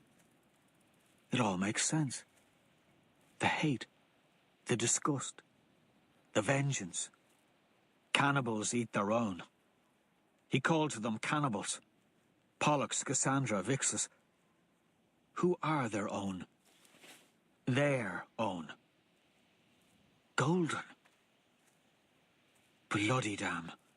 Not gory. Titus said bloody damn. No gold says that. Ever. And he called it a sling blade, not a reaper's scythe. Oh, hell. Titus is a red.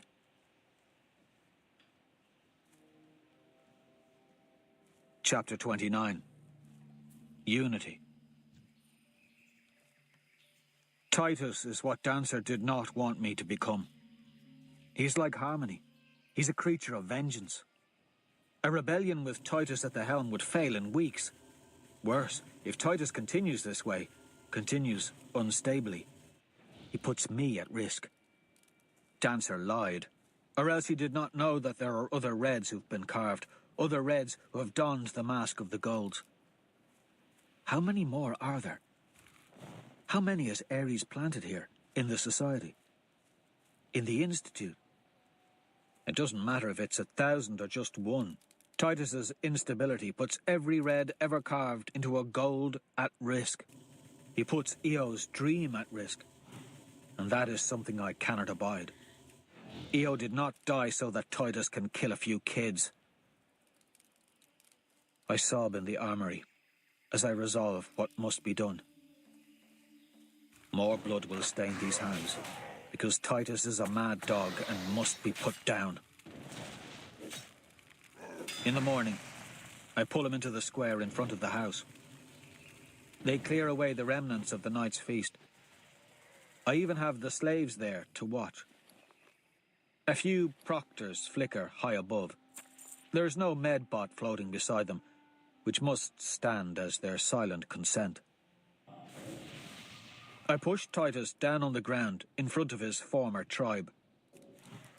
They watch quietly, mist hanging in the air above them, nervous feet scraping the cold cobblestones of the courtyard. A chill seeps into my hands through the durosteel of my sling blade.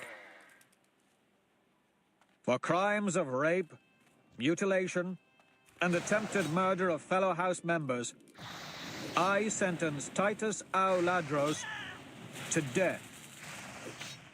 I list the reasons. Does anyone contest my right to do so? First, I glance to the proctors above. Not one makes a sound. I stare at cruel Vixus. His bruise is not yet gone. My eyes go to Cassandra next. I even look at craggy Pollux, the one who saved Cassius and opened the gates for us. He stands by Roke. How loyalties shift here. How my own shift. I will make a Red die because he killed Golds. He dug the earth like me. He has a soul like mine. In death, it will go to the Vale. But in life he was stupid and selfish with his grief. He should have been better than this. Reds are better than him. Aren't we? Titus's tribe stays silent. Their guilt is bound up with their leader. When he goes, it'll go. That is what I tell myself. Everything will be well. I contest the sentence, Titus says, and issue a challenge to you, turd licker. I accept, Goodman. I bow curtly. Then a duel per custom of the Order of the Sword, Roke announces. I choose, then, Titus says, eyeing my sling blade. Straight blades, nothing curved. As you have it, I say. But as I step forward, I feel a hand at my elbow and feel my friend come close behind me. Darrow, he is mine, Cassius whispers coldly. remember? I make no sign of acknowledgement. Please, Darrow, let me honor House Bologna. I look to Roke. He shakes his head no. As does Quinn, who stands behind Cassius. But I am leader here. And I did promise my friend, who now recognizes my ascendance. He requests instead of demands, and so I make a show of considering and then accepting his request. I stand aside as Cassius steps forward with a straight blade held in his fencer's grip. It is an ugly weapon, but he's sharpened it on the stones.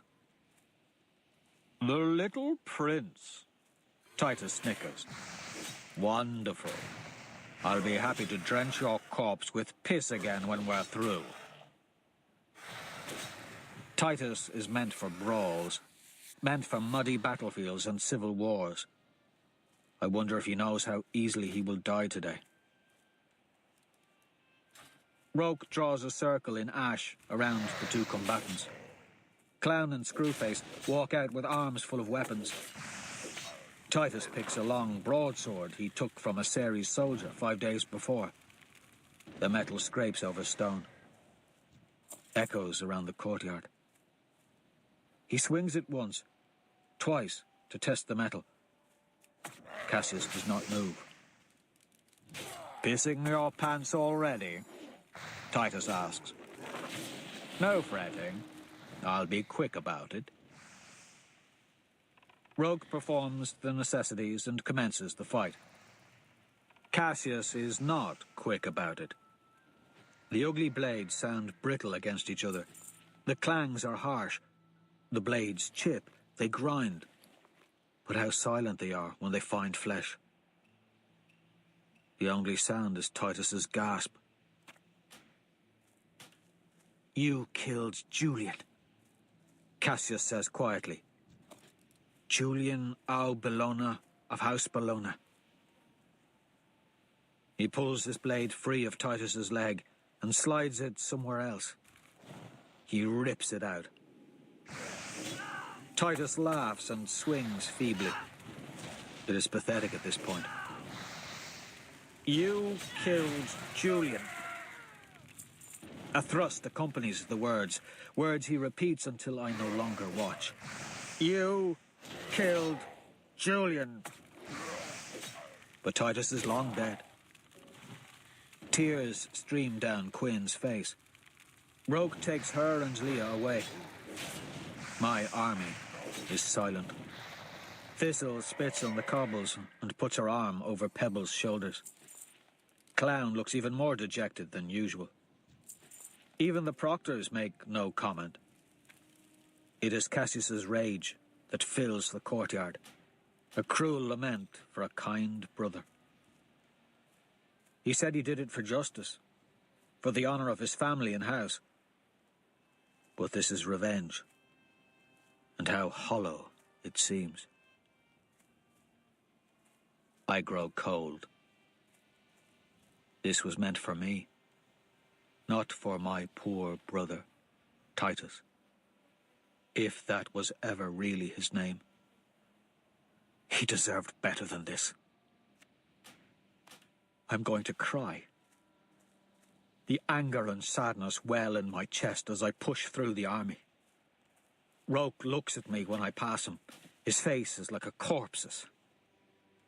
That wasn't justice, he murmurs, without looking me in the eyes. I failed the test. He's right. It wasn't justice. Justice is dispassionate. It is fair. I am the leader. I passed the sentence. I should have done it. Instead, I gave license to vengeance and vendetta. The cancer will not be cut away. I made it worse. At least Cassius is feared again, Roke mutters. But that's the only thing you got right. Poor Titus. I bury him in a grove near the river. I hope it speeds him on his way to the Vale. That night, I do not sleep. I don't know if it was his wife, or his sister, or his mother they hurt. I do not know what mine he came from. His pain is my own. His pain broke him, as mine broke me on the scaffold.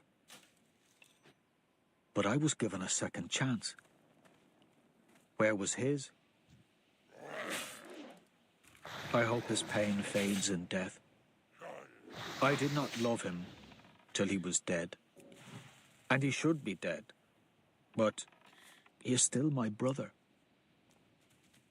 So I pray he finds peace in the Vale, and that I will see him again one day, and we'll embrace as brothers, as he forgives me for what I did to him, because I did it for a dream, for our people.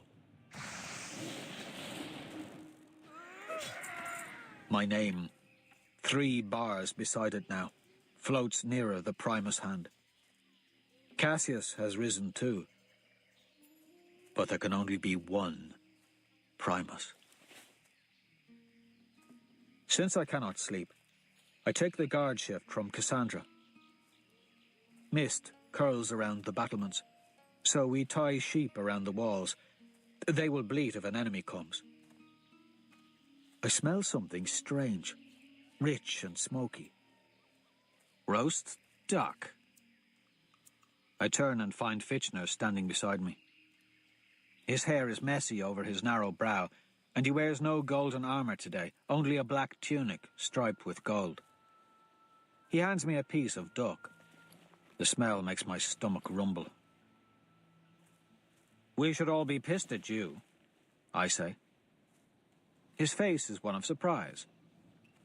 Tots who say that usually mean to explain why they are not pissed. You and the proctors can see everything, yes? Even when you wipe your arse.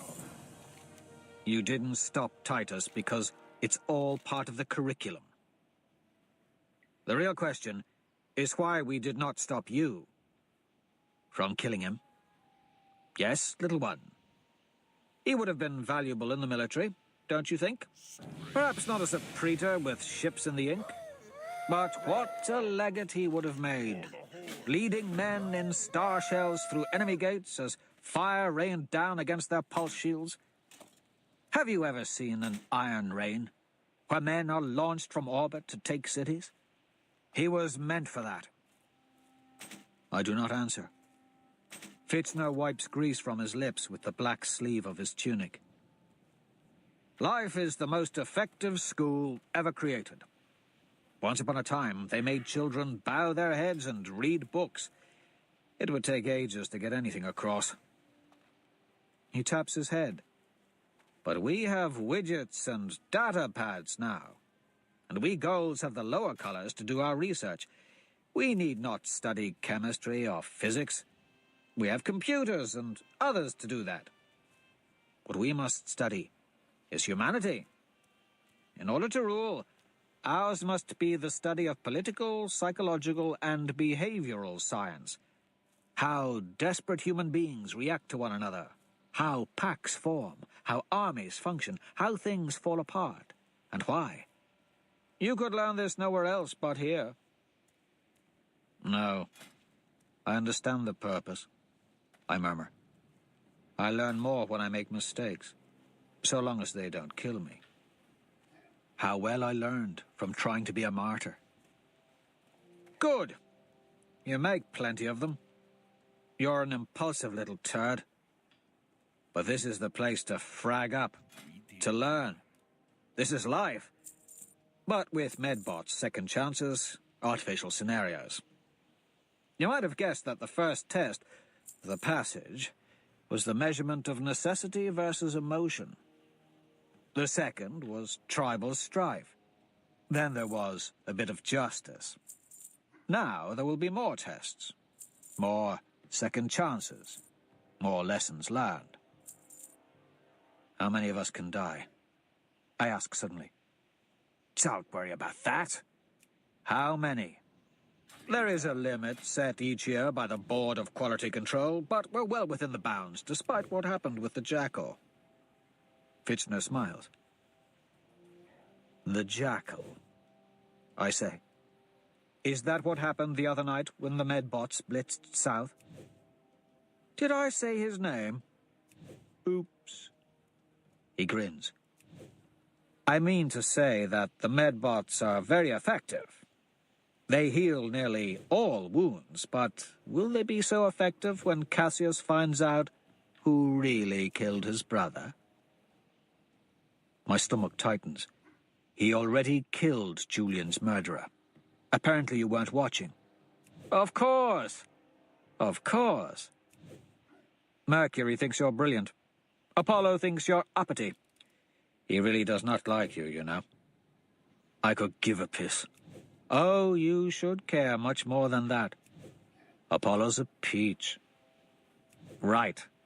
So, what do you think? You are my proctor. I think you are an ancient soul. He watches me and leans against the rampart. The night is misty beyond the castle. From its depths, a wolf howls. I think you're like that beast out there. Part of a pack, but deeply sad. Deeply alone. And I can't puzzle out why, my dear boy. This is all so much fun. Enjoy it. Life doesn't get better. You're the same, I say. Lonely. You're all japes and snide comments, just like Severo. But it's just a mask. It's because you don't look like the others, isn't it? Or are you poor? Somehow you're an outsider. My looks? He barks a laugh. What does that matter? Think I'm a bronzy because I'm not an Adonis? He leans forward because he really does care about what I'm going to say. You are ugly and you eat like a pig, Fitchner. But you chew metabolizers when you could just go to a carver and fix yourself to look like the others. They could take care of that paunch in a second. Fitchner's jaw muscle flickers. Is it anger? Why should I have to visit a carver? He hisses suddenly. I can kill an obsidian with my bare hands. An obsidian. I can outwit a silver in parlance and negotiation. I can do math greens only dream of. Why should I make myself look any different? Because it is what holds you back. Despite my low birth, I am of note. I am important. His hatchet face dares me to contradict. I am gold. I am a king of man. I do not change to suit others. If that's true, why do you chew metabolizers? He does not answer. And why are you only a proctor? Becoming a proctor is a position of prestige, boy. Fitchner snaps. The drafters voted me to represent the house. Yet you're no imperator. You lead no fleets. You're not even a praetor in command of a squadron. Nor are you any sort of governor. How many men can do the things you say you can do? Few, he says very quietly, face all anger. Very few. He looks up. What is the bounty you desire for capturing the Minervan standard? Isn't that Severo's deal? I say, understanding the conversation is nearing its end. He has passed it to you. I ask for horses, and weapons, and matches. He agrees curtly, and turns to leave before I can ask him one last question. I grab his arm as he starts to ascend. Something happens. My nerves fry like needles in acid through my hand and arm. I gasp. My lungs can't function for a second. Gory hell! I cough out and fall to the ground. He wears pulse armor. I can't even see the generator. It's like a pulse shield, but inlaid in the armor itself. He waits without a smile. The Jackal, I say. You mentioned him. The Minervan girl mentioned him. Who is he? He's the Arch-Governor's son, Darrow. And he makes Titus look like a blubbering child. Large horses graze in the fields the next morning. Wolves try to take down a small mare. A pale stallion trots up and kicks one of the wolves to death. I claim him. The others call him Quietus. It means the final stroke. He reminds me of the Pegasus that saved Andromeda. The songs we sang in Lycos spoke of horses. I know Io would have liked a chance to ride one. I do not realize, till days later, that when they named my horse Quietus, they were mocking me for my part in Titus's death.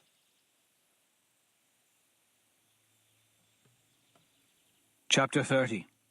House Diana. A month passes. In the wake of Titus's death, House Mars becomes stronger. The strength comes not from the high drafts, but from the dregs, from my tribe and the mid-drafts. I have outlawed the abuse of slaves. The Ceres slaves, though still skittish around Vixus and a few of the others, provide our food and fires. They are good for little else. 50 goats and sheep have been gathered in the castle in case of a siege. So too has firewood been stockpiled. But we have no water. The pumps to the washroom shut off after the first day, and we have no buckets to store water inside in case of a siege. I doubt it was an accident. We hammer shields into basins and use helmets to bring water from the river glen below our high castle. We cut down trees and carve them hollow to make troughs in which to store the water. Stones are pulled up and a well is dug, but we cannot dig far enough to get past the mud. Instead, we line the well with stone and timber and try to use it as a tank for water. It always leaks, so we have our troughs, and that is it. We cannot let ourselves be besieged. The keep is cleaner. After seeing what happened to Titus, I ask Cassius to teach me the blade. I'm an unreasonably fast study. I learn with a straight. I never use my sling blade. It already is like part of my body. And the point is, not to learn how to use the straight blade, which is much like the razors, but to learn how it will be used against me. I also do not want Cassius to learn how to fight the curved blade. If he ever finds out about Julian, the curve is my only hope. I am not as proficient in cravat. I can't do the kicks. I learn how to break tracheas, though. And I learn how to properly use my hands. No more windmill punches. No more foolish defense. I am deadly and fast. But I do not like the discipline cravat requires. I want to be an efficient fighter, that is all. Cravat seems intent on teaching me inner peace. That is a lost cause. Yet now I hold my hands like Cassius, like Julian, in the air, elbows at eye level, so I am always striking or blocking downward. Sometimes Cassius will mention Julian, and I will feel the darkness rise. I think of the proctors, watching and laughing about this. I must look like an evil, manipulative thing. I forget that Cassius, Roke, Severo, and I are enemies. Red and gold. I forget that one day I might have to kill them all.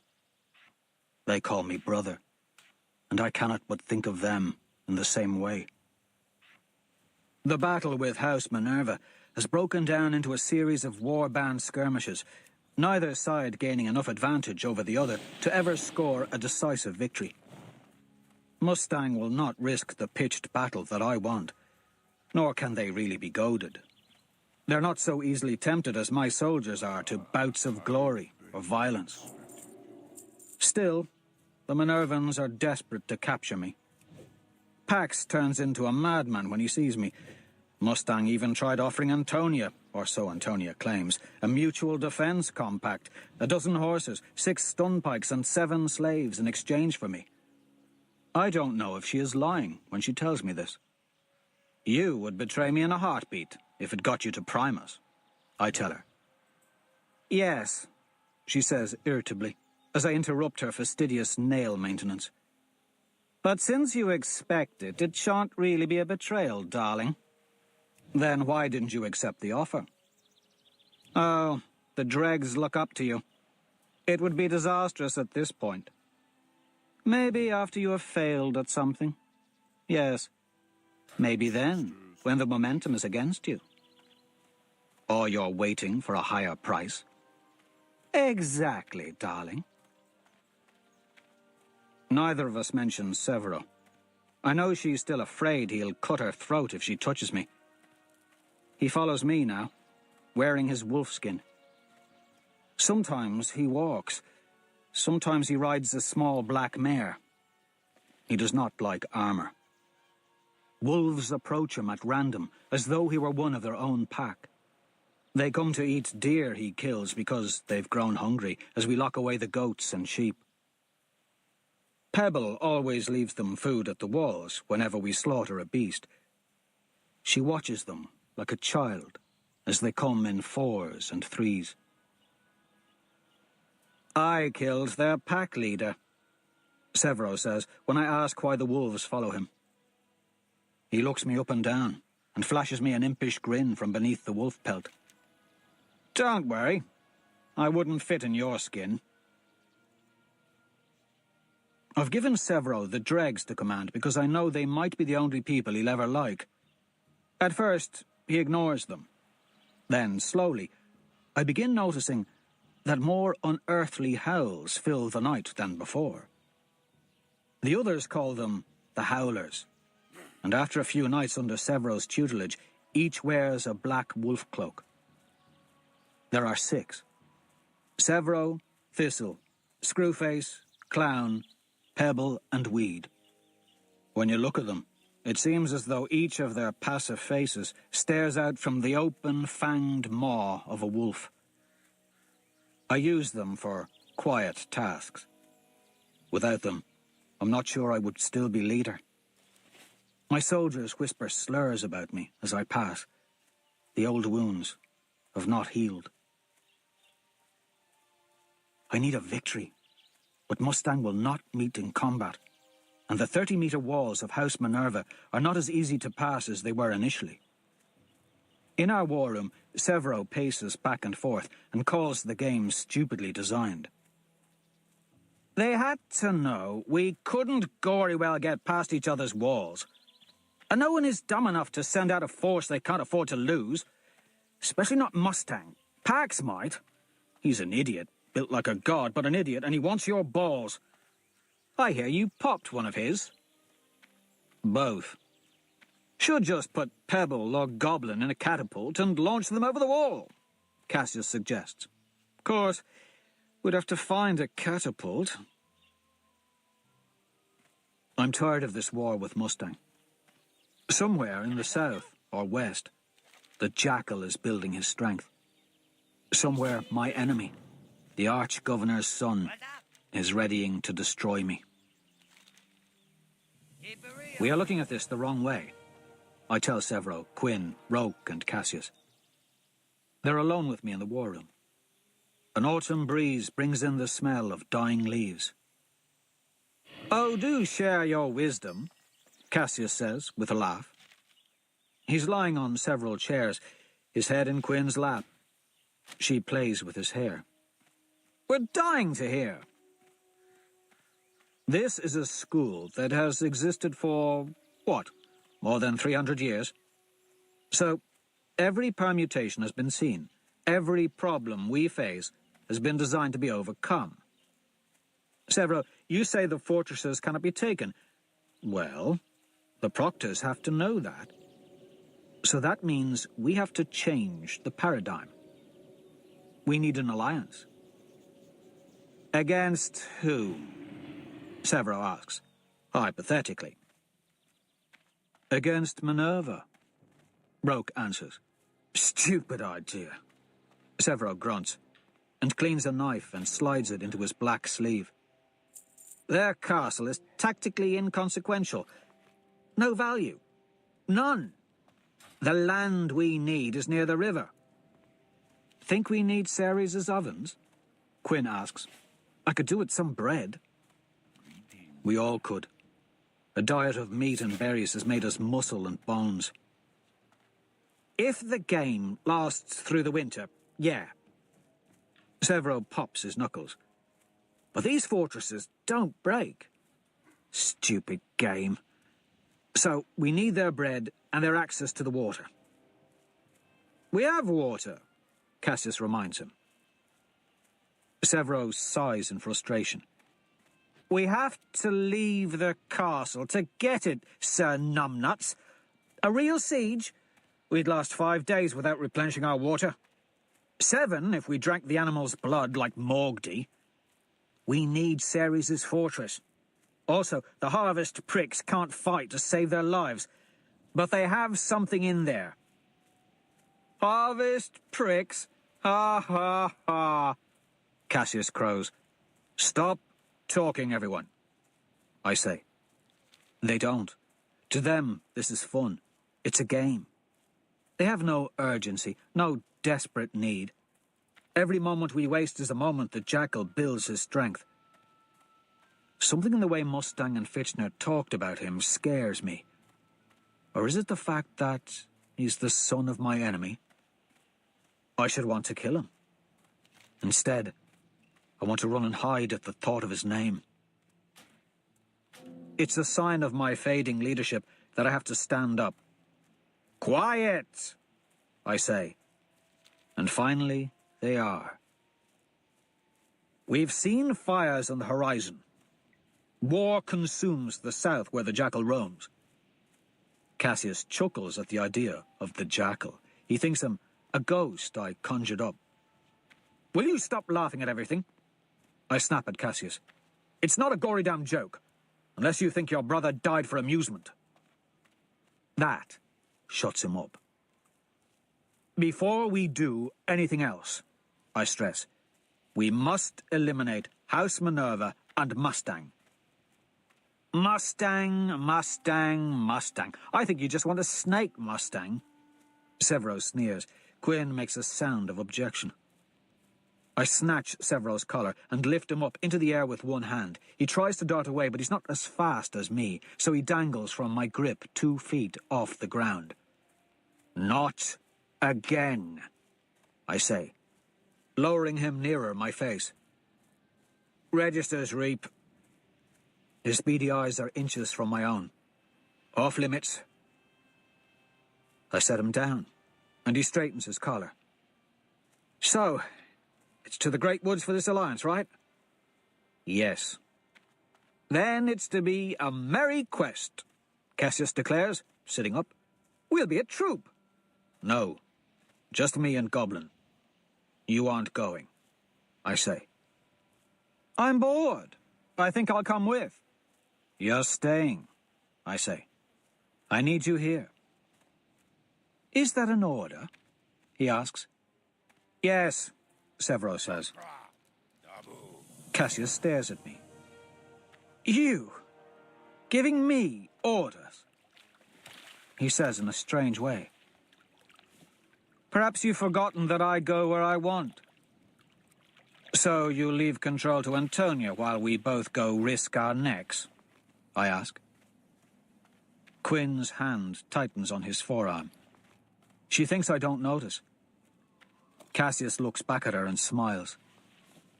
Of course, Reaper. Of course I'll stay here.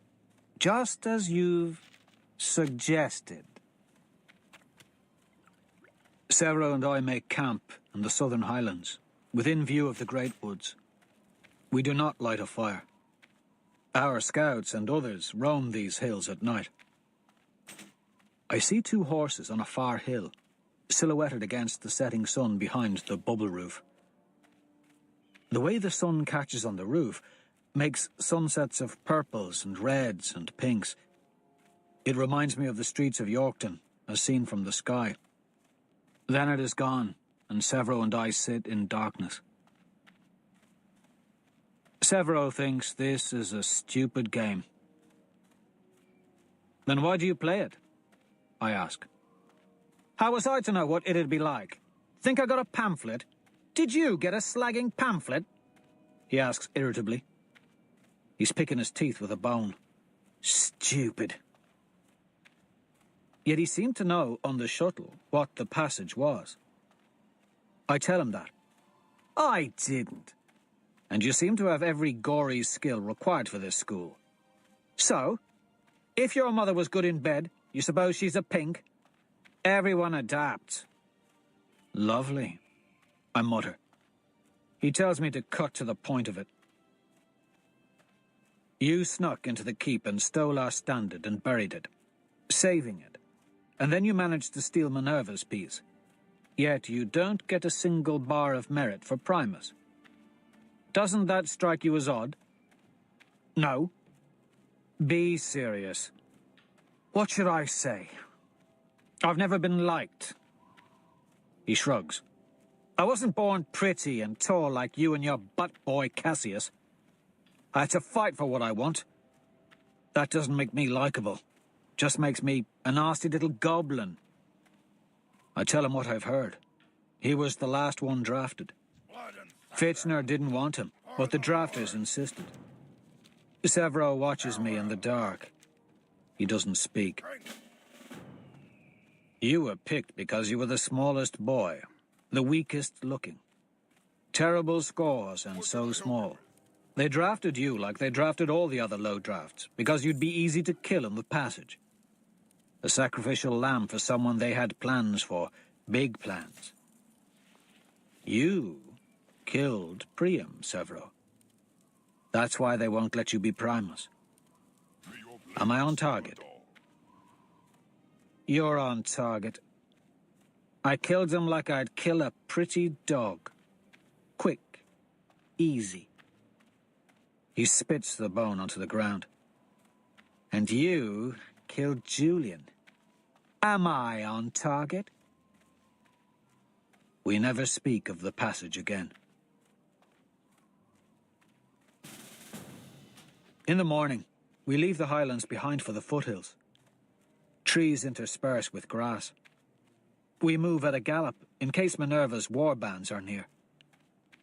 I see one in the distance as we reach the trees. They didn't see us. Far to the south, the sky is smoke. Crows gather over the jackal's domain.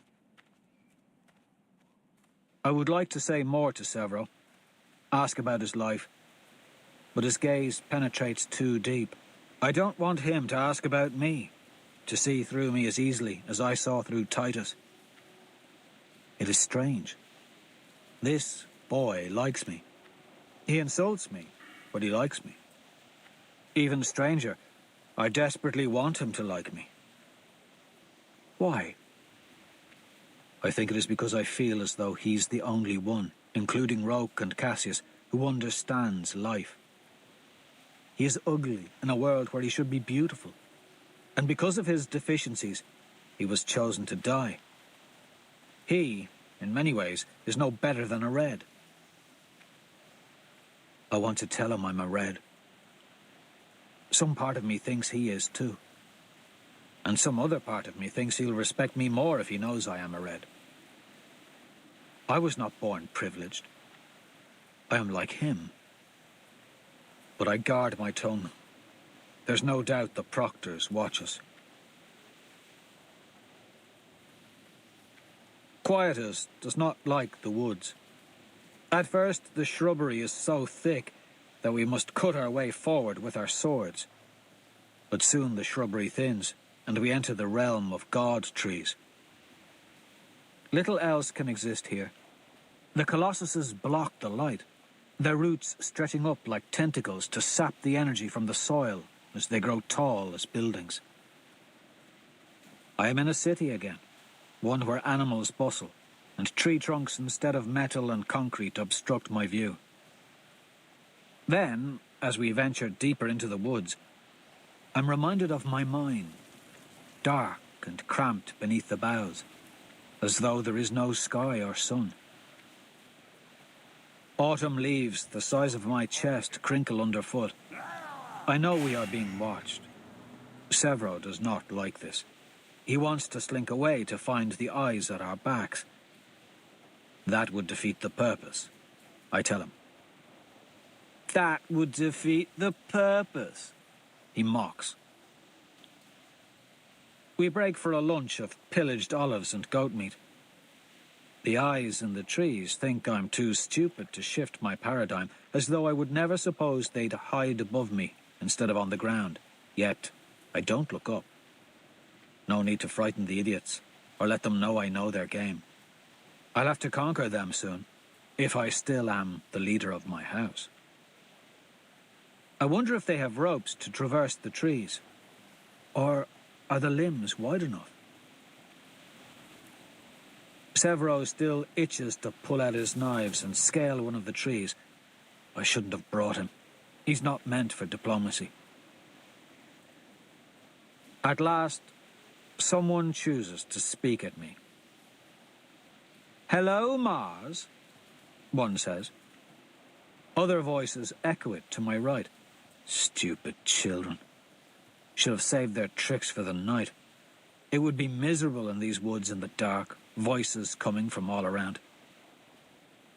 Something startles the horses. The goddess Diana's animals are the bear, the boar, and the deer. We brought spears for the first two. There are supposed to be huge bloodbacks in these woods, monstrous bears made by carvers because, most likely, the carvers grew bored of making deerlings. We hear the bloodbacks roaring in the deeper parts of the wood. I settle Quietus. My name is Darrow, leader of House Mars. I'm here to meet with your Primus, if you have one. If you don't, your leader will suffice. And if you don't have one of those either, take me to whoever has the biggest balls. Silence. Thank you for your assistance, Severo calls out. I raise an eyebrow at him, and he just shrugs. The silence is silly. It is to make me think they aren't taking orders from me. They do things on their own schedule. What big boys and girls they are. Then two tall girls come from behind a distant tree. They wear fatigues the colour of the woods, bows hanging from their backs, knives in their boots. I think one has a knife in her coiled hair. They've used the berries of the woods to paint the hunting moon on their faces. Animal pelts dangle from their belts. I do not look like war. I have washed my hair till it shines. My face is clean, wounds covered, the tears in my black fatigues stitched. I even washed out the sweat stains with sand and animal fat. I look, as Quinn and Leah both confirmed, devilishly handsome. I do not want House Diana intimidated. That's why I let Severo come. He looks ridiculous and childish, so long as his knives are kept away. These two girls smirk at Severo and can't help but soften their eyes when they see me. More come down. They take most of our weapons, those they can find, and they throw furs over our faces so we cannot know the way to their fortress. I count the steps. Severo counts too. The furs stink of rot. I hear woodpeckers, and I remember Fitchner's prank. We must be close, so I stumble and fall to the ground. No shrubbery. We're spun around again, then led away from the woodpeckers. At first I'm worried that these hunters are smarter than I gave them credit for. Then I realize they are not. Woodpeckers again. Hey, Tamara, we got 'em down here. Don't bring them up, you chowderheads, a girl shouts. We're not letting them have a free scouting party. How many times do I... Just wait, I'll come down. They walk me somewhere and shove me against a tree. A boy speaks over my shoulder. His voice is slow and languid, like a drifting knife blade. I say we peel their balls off. Shut up, Tactus. Just make them slaves, Tamara. There isn't diplomacy here. Look at his blade. Fraggin' Reaper scythe. Ah, so that's him, someone says. I claim his blade when we decide spoils. I'd also like his scalp if no one else has intentions on it. Tactus sounds like a very unpleasant boy. Shut up, all of you, a girl snaps. Tactus, put that knife away. They take the fur from my head. I stand with Severo in a small grove of trees. I see no castle, but I can hear the woodpeckers. I look around and receive a sharp strike to the head from a lean, wiry youth with bored eyes and bronze hair spiked up with sap and red berry juice. His skin is dark like oak honey, and his high cheekbones and deep-set eyes give him a look of permanent derision. So, you're who they call the Reaper, Tactus drawls. He swings my blade experimentally. Well, you just look too pretty to be much damage at all. Is he flirting with me? I ask the Tamara girl. Tactus, go away. Thank you, but now go away, says the thin, hawkish girl. Her hair is shorter than mine. 3 large boys flank her. The way they glare at Tactus confirms my judgment of his character. Reaper, why are you with the pygmy? Tactus asks, gesturing to Severo. Does he shine your boots? Pick things out of your hair? He chuckles to the other boys. Maybe a butler? Go away, Tactus, Tamara snarls. Of course. Tactus bows. I shall go play with the other children, Mother. He tosses the blade to the ground and winks at me, like we alone know the joke that's about to be played. Sorry about that, Tamara says. He's not quite polite. It's fine, I say. I am Tamara of... I almost said my real family. She laughs. Of Diana. And they are... I ask about the boys. My bodyguard. And you are... She holds up a finger. Let me guess. Reaper. Oh, we've heard of you. House Minerva doesn't like you at all. Severo snorts at my infamy. And he is? She asks with raised eyebrows. My bodyguard. Bodyguard? But he's so very short. And you look like... Severo growls. So are wolves, I reply, interrupting Severo mid-curse. We're more afraid of jackals here than wolves. Maybe Cassia should have come along, just to know I'm not making the bastard up. I ask her about the jackal, but she ignores my question. Help me out here, Tamara says cordially. If someone were to say that Reaper of the Butcher House would come to my glade and ask for diplomacy, I would think it a proctor's joke. So, what do you really want? House Minerva off my back. So you can come here and fight us instead, one of her bodyguards growls. I turn to Tamara with a reasonable smile and tell her the truth. I want Minerva off my back so I can come here and beat you, sure. And then win the stupid game and destroy your civilization, please. They laugh. Well, you're honest, but not too bright, so it seems. Fitting. Let me tell you something, Reaper. Our proctor says your house has not won in years. Why? Because you butchers are like a wildfire. In the early stages of the game, you burn everything you touch. You destroy. You consume. You ruin houses because you can't sustain yourselves. But then you starve because there is nothing more to burn. The sieges, the winter, the advance in technology, it kills your bloodlust, your famous rage. So tell me, why would I shake hands with a wildfire when I can just sit back and watch it run out of things to consume? I nod and dangle the bait. Fire can be useful. Explain. We may starve while you watch, but will you watch as a slave of some other house? Or will you watch from your strong fortress?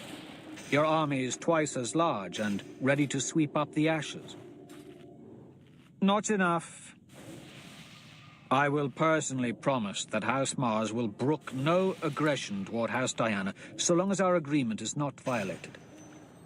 If you can help me take Minerva, I will help you take Ceres. House Ceres, she says, looking over to our bodyguards. Don't be greedy, I say. If you go after Ceres on your own, both Mars and Minerva will set upon you. Yes, yes. She waves an annoyed hand. Ceres is near? Very. And they have bread. I look at the pelts her men wear, which I imagine would be a nice change from all that meat. Her weight shifts on her toes, and I know I have her. Always negotiate with food. I make a note. Tamara clears her throat. So, you were saying I could make my army twice as large?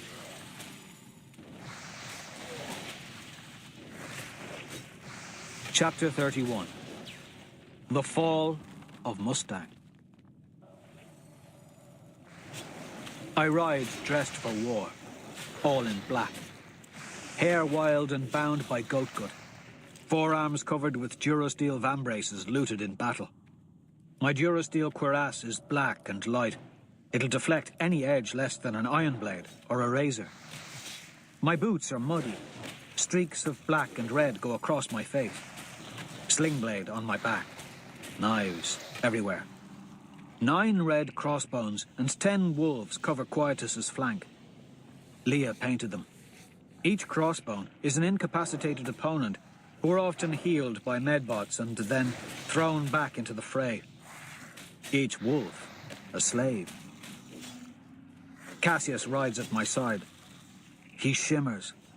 The Durosteel he received as a bounty is polished as bright as his glimmering sword and his hair, which bounces like coiled golden springs about his regal head.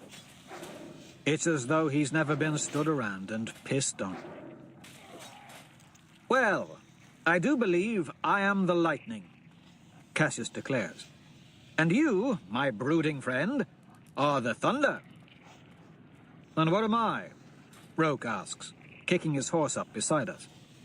Mud flies. The wind? You're full enough of it, I snort. The hot sort. The house rides behind us. All of it except Quinn and June, who stay behind as our castle's garrison. It's a gamble. We ride slowly so that Minerva knows we are coming.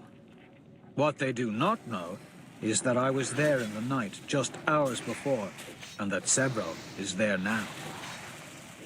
Mud still sticks underneath my fingernails. Minerva's scouts dart across their rocky hilltops. They make a show of mocking us, but really, they count our number to better know our strategy. Yet they seem confused when we ride into their country of high grass and olive trees. So confused that they withdraw their scouts behind their walls. We've never come in full force like this. The Howlers, our scouts, ride in full view on their black horses, black cloaks fluttering like crow wings. Our high-draft killers move as the vanguard of the main body. Cruel Vixus, craggy Pollux, spiteful Cassandra, many of Titus's band. The slaves jog about their owners, those who captured them. I ride forward with Cassius and Antonia flanking me. She carries the standard today. Only a few archers man the walls, so I tell Cassius to make sure we're not ambushed from the flanks, in case any of Minerva are about. He gallops away. Minerva's fortress is ringed by 100 meters of barren earth made mud from the torrential rains of the last week. It's the killing field. Step into the ring, and the archers will try to kill your horse. If you still do not retreat, they will try to kill you. Nearly 20 horses of both houses litter the field. Cassius led a bloody assault on a Minervan warband up to the very gates of the castle itself just 2 days before. Beyond the killing field is grass. Oceans of grass, so high in some places that several could stand tall and still not be seen. We stand at the edge of the mud ring, amidst a meadow of autumn wildflowers. The ground squishes underfoot, and Quietus whinnies beneath me. Pax! I then shout. Pax! I hurl the name against the walls, until their main gate opens ponderously as it once opened that night when Cassius and I snuck inside. Mustang rides out. She trots slowly through the mud and pulls short of us. Her eyes take in everything. Is it to be a duel? She asks with a grin. Pax of wise and noble Minerva versus the reaper of the bloody butcher house. You make it sound so exciting. Antonia yawns. She's not got a spot of dirt on her. Mustang ignores her. And you're sure you've no one hiding in that grass, waiting to ambush us when we come out to support our champion? Mustang asks me. Should we burn it and find out? We've brought everyone, Antonia says. You know our numbers. Yes, I can count, thank you. Mustang doesn't look at her, just at me. She seems worried. Her voice lowers. Pax will hurt you. Pax! How are your balls? I shout over her head. She winces as a drum beats suddenly from inside the fortress.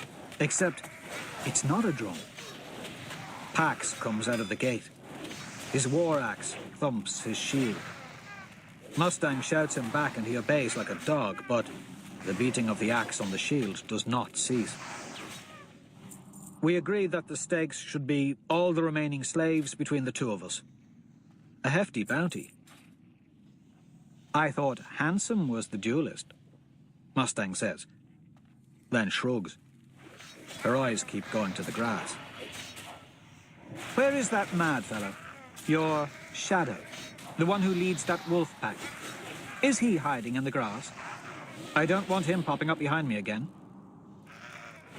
I shout for several. A hand rises amongst the howlers. Mud covers the faces that peer out from beneath the black wolf cloaks. Mustang counts. All 5 howlers accounted for. In fact, all our forces, save one, Quinn, are accounted for.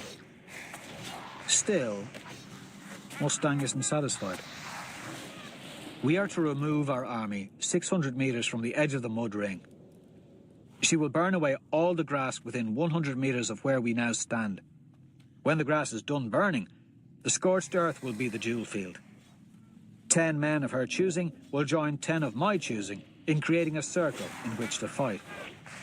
The rest of hers will stay inside the city, and mine will stay 600 meters removed. Don't trust me? I ask. I don't have men in the grass. Good. Then no one will burn. No one burns. When the fire dwindles and the ground is all ash and smoke and mud within the killing field, I leave my army. 10 of mine accompany me. Pax thumps his war axe on a shield emblazoned with a woman's head, her hair all of snakes. Medusa. I've never fought a man with a shield before.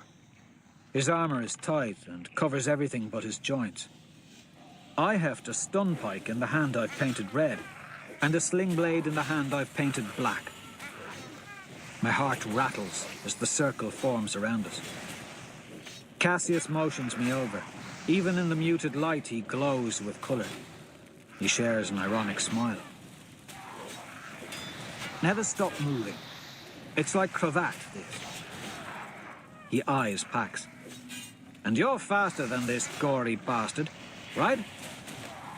I get a wink. He thumps me on the shoulder. Right, brother? Damn right. I return his wink. Thunder and lightning, brother. Thunder and lightning. Pax is built like an obsidian. He's over 7 feet tall, easily, and he moves like a bloody damn panther. In this .37 graph, he could throw me 30 meters or more. I wonder how high he can jump. I jump to stretch my legs. Nearly 3 meters. I can easily clear his head. The ground still smokes. Jump. Jump, little grasshopper, he grumbles. It'll be the last time you use your legs. What's that? I ask. I said it'll be the last time you use your legs. Odd, I murmur. He blinks at me and frowns. What's odd? You sound like a girl. Did something happen to your balls? You little... Mustang trots up with her standard and says something about girls never challenging each other to stupid duels. The duel is to... Yielding, Pax says impatiently. To the death, I correct. Really, it doesn't matter. I'm just screwing with them at this point. All I have to do is give the signal. To yielding, Mustang confirms. She finishes necessaries, and the duel begins. Almost. A series of pops in the sky above signal sonic booms as the proctors come to join us from Olympus. They spin down from their high-floating mountain, coming from several different towers. Each wears his or her sign today, great headpieces of glittering gold. Their armor is a spectacle. They do not need it, but they love to dress up. Today they've brought a table with them. It floats on its own grav lift, supporting huge flagons of wine and trays of food as they set to having a dinner party. I hope we're sufficient entertainment, I cry up. Mind dropping some wine? It's been a while. Good luck against the Titan, little mortal, Mercury cries down. His baby face laughs jovially, and he slowly brings a flagon of wine to his lips. Some of it tumbles the quarter-mile from the sky to fall on my armor. It drips down like blood. I suppose we ought to give them a show, Pax booms. Pax and I share a real grin. It's a compliment of sorts, that they would all come to watch. Then Neptune, her trident headdress wobbling as she swallows a quail egg, shouts for us to get on with it, and Pax's axe sweeps at my legs like an evil broom. I know he wants me to jump, because he's about to charge forward with his shield to swat me from the air like a fly, so I step back. then spring forward as his arm finishes its stroke. He's moving too, but upward in anticipation, so I shoot right past his right arm and jab the stun pike into his armpit with all of my strength. It snaps in half. But he doesn't fall, even as electricity courses through him. Instead, he backhands me so hard that I fly through the circle and into the mud. Broken molar, mouthful of mud and blood. Whiplash. I'm already rolling. I stumble to my feet with my sling blade. Mud covers me. I glance at the walls. Their army rings the parapet. Couldn't help but watch the champions fight. This is the point. I could give the signal. The gates are open in case they have to send aid. Our nearest horseman is 600 meters away. Much too far. I planned for that. Yet, I do not signal. I want my own victory today, even if it's a selfish one. My army has to know why I lead. I come back into the circle. I have nothing clever to say. He's stronger. I'm faster. That's all we've learned about one another. This is not like Cassius's fight. There is no pretty form. Only brutality. He bashes me with his shield. I stay close so he can't swing his axe. The shield is ruining my shoulder. Every strike shoots agony into my molar.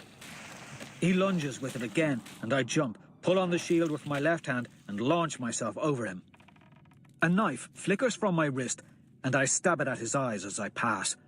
I miss and scrape his helmet's visor. Putting a little distance between us, I reach for a knife and try a familiar trick. He bats the flying blade away contemptuously with his shield, but when he lowers it to look at me, I'm in the air, landing on his shield with all my weight. The suddenness of it pulls the shield down just a hair. I slam mud into his helmet with my offhand. He's blind. One hand holds the axe, one holds the shield. Neither can wipe his visor clean. It'd be a simple matter if he could just do that, but he can't. I hit him a dozen times on his wrist till he drops his axe. Then I take the monstrous thing and hit him on the helmet with it. The armor still doesn't break. He almost knocks me unconscious with his shield. I swing the heavy axe again, and finally Pax crumples. I fall to a knee, panting. Then I howl. They all howl. Howls fill the lands of Minerva. Howls from my far-distant army. Howls from my 10 high-draft killers who helped make this dueling circle. Howls from the killing field. Mustang hears the dread sound behind her, and she wheels her horse. Her face is one of terror. Howls from the laughing proctors, except Minerva, Apollo, and Jupiter. Howls from the bellies of the dead horses in the middle of the killing field, the ones near her open gate. "They're in the mud!" Mustang shouts. She's almost right. But she thinks like a gold. Someone screams as they see Severo and his howlers cutting their way out of the stitched-up bellies of the dead and bloated horses that litter the mud up to the gate. Like demons being born, they slither from swollen guts and parted stomachs. A half-score of House Diana's best soldiers exit with them. Tactus and his spiked hair burst from the belly of a pale mare. He runs with Weed and Thistle and Clown, all within 50 meters of the ponderously slow gates. The Minervan guards all stand upon the ramparts, watching the duel. They cannot repel the sudden blitz of demon soldiers by closing their slow gates. They hardly manage to knock and draw their bows before Severo, the Howlers, and our allies slip through the closing gate. On the other side of the city, the House Diana's soldiers will be slowly scaling the walls with the ropes they used to climb their silly trees. Yes, the whistle sounds now from the other side. A guard there has seen them. No one will come to help them. My army moves forward. Even the fake howlers we borrowed from Diana and dressed up to look like Severo and his band. We destroy House Minerva in minutes. High above, the proctors still howl and laugh. I think they are drunk. It is over before Mustang can do anything except gallop away across the muddy field through the still, smouldering grass. A dozen horses set off in pursuit, Vixus and Cassandra amongst them. She'll be caught before nightfall. And I've seen what Vixus does to prisoners and their ears. So I mount Quietus and set off in pursuit. Mustang abandons her horse at the edge of a small wood to the south. We dismount and leave 3 men to guard the horses in case she doubles back. Cassandra plunges into the woods. Vixus follows me, purposefully stalking as though I might know where Mustang is hiding. I do not like this. I do not like being in the woods with Vixus and Cassandra. All it would take is a blade in the spine. Either would do it. Unlike Pollux, they still hate me. And my howlers and Cassius are far away. Yet, no knife comes. I find Mustang by mistake. 2 golden eyes peer out from a pit of mud. They meet mine. Vixus is with me. He swears something about how excited he is to break the gory damn mare, see what she looks like with a bridle on. Standing there, leering into the brush, he looks bent and twisted and evil, like a withered tree after a fire. He has less body fat than anyone I've ever seen, so each of his veins and tendons ripple beneath his tight skin. His tongue flits over his perfect teeth. I know he's goading me, so I lead him away from the mud pit. Io didn't deserve to die a slave to the society. And despite her colour, Mustang doesn't deserve any sort of bridle.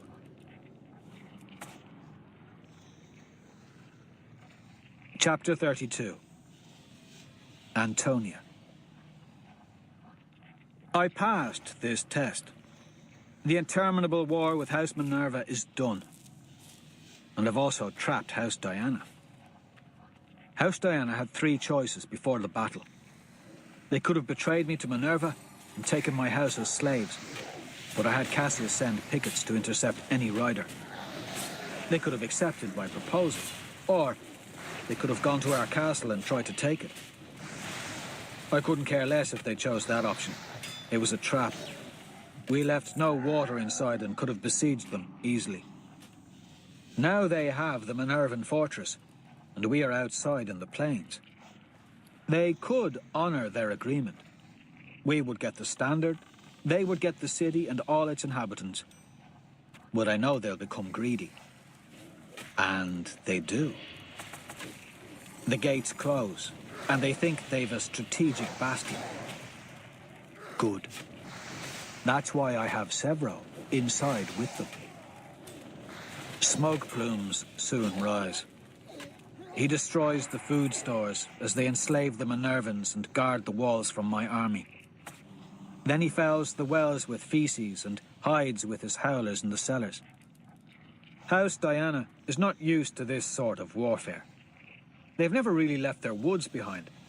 It is hardly any effort to wait them out. 3 days in, and they are apparently still surprised we do not leave. Instead, we camp north and south of the city with our horses and light bonfires all around so they cannot slip away in the night. They are thirsty. Their leader, Tamara, does not receive me. She is too embarrassed at being caught in her betrayal. Eventually, on the 4th day, Tamara offers me 10 Minervan slaves and all our enslaved soldiers if I allow her passage home. I send Leah to tell her to go slag herself. Leah giggles like a child when she returns. She flips her hair, grabs my arm, and leans in close to mock Tamara's desperateness. "Have decency," she cries. "Are you not a man of your word?"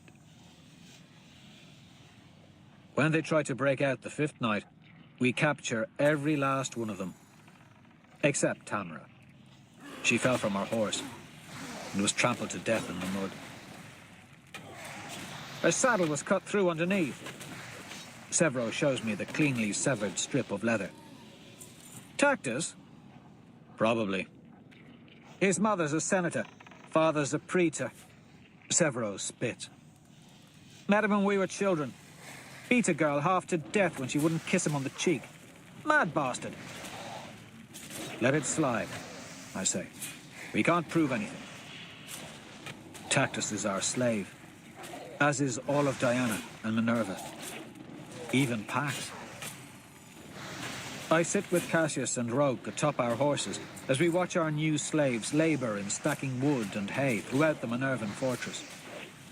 They set a massive blaze, and we three toast each other in victory.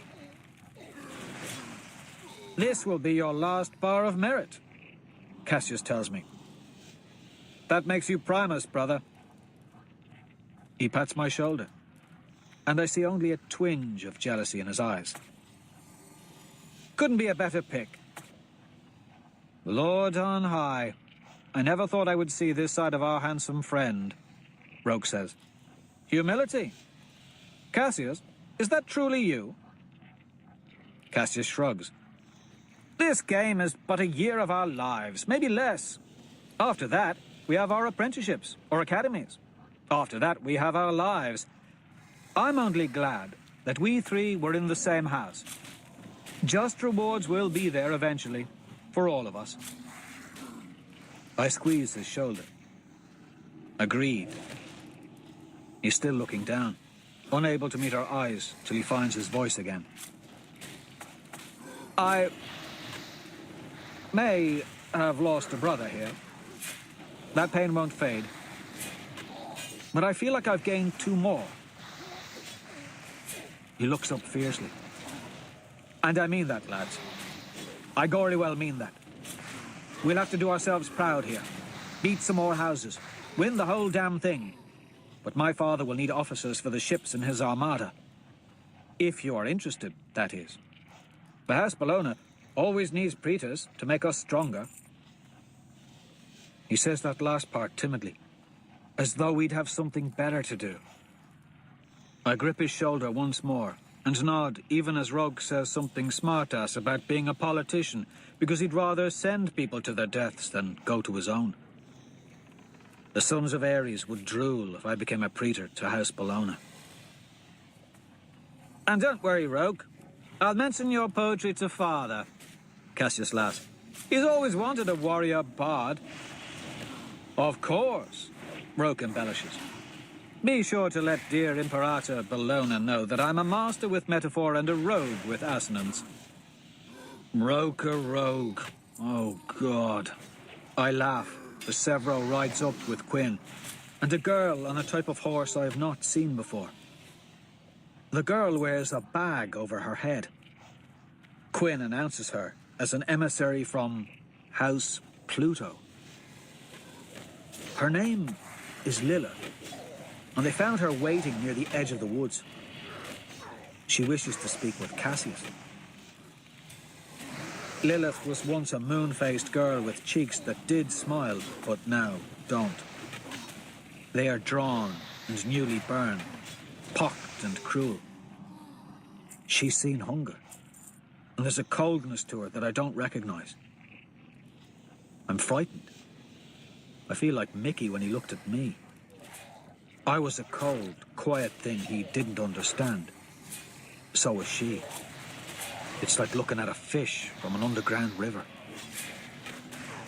Lilith's words come slow and linger in the air. I come from the Jackal. Call him by his real name, if you will, I suggest. I did not come to speak with you, she says without a hint of emotion. I came for Cassius. Her horse is small and lean, its hooves nicked. Extra clothing makes her saddle fat. I see no weapons other than a crossbow. They're a mountain house. More clothing for colder climates, smaller horses for harder rides. Unless it is deception. I make her show me her ring. It's a mourning tree, the cypress of Pluto. Its roots leak into the ground. 2 of her fingers are gone. Burns seal the stumps. So they have iron weapons.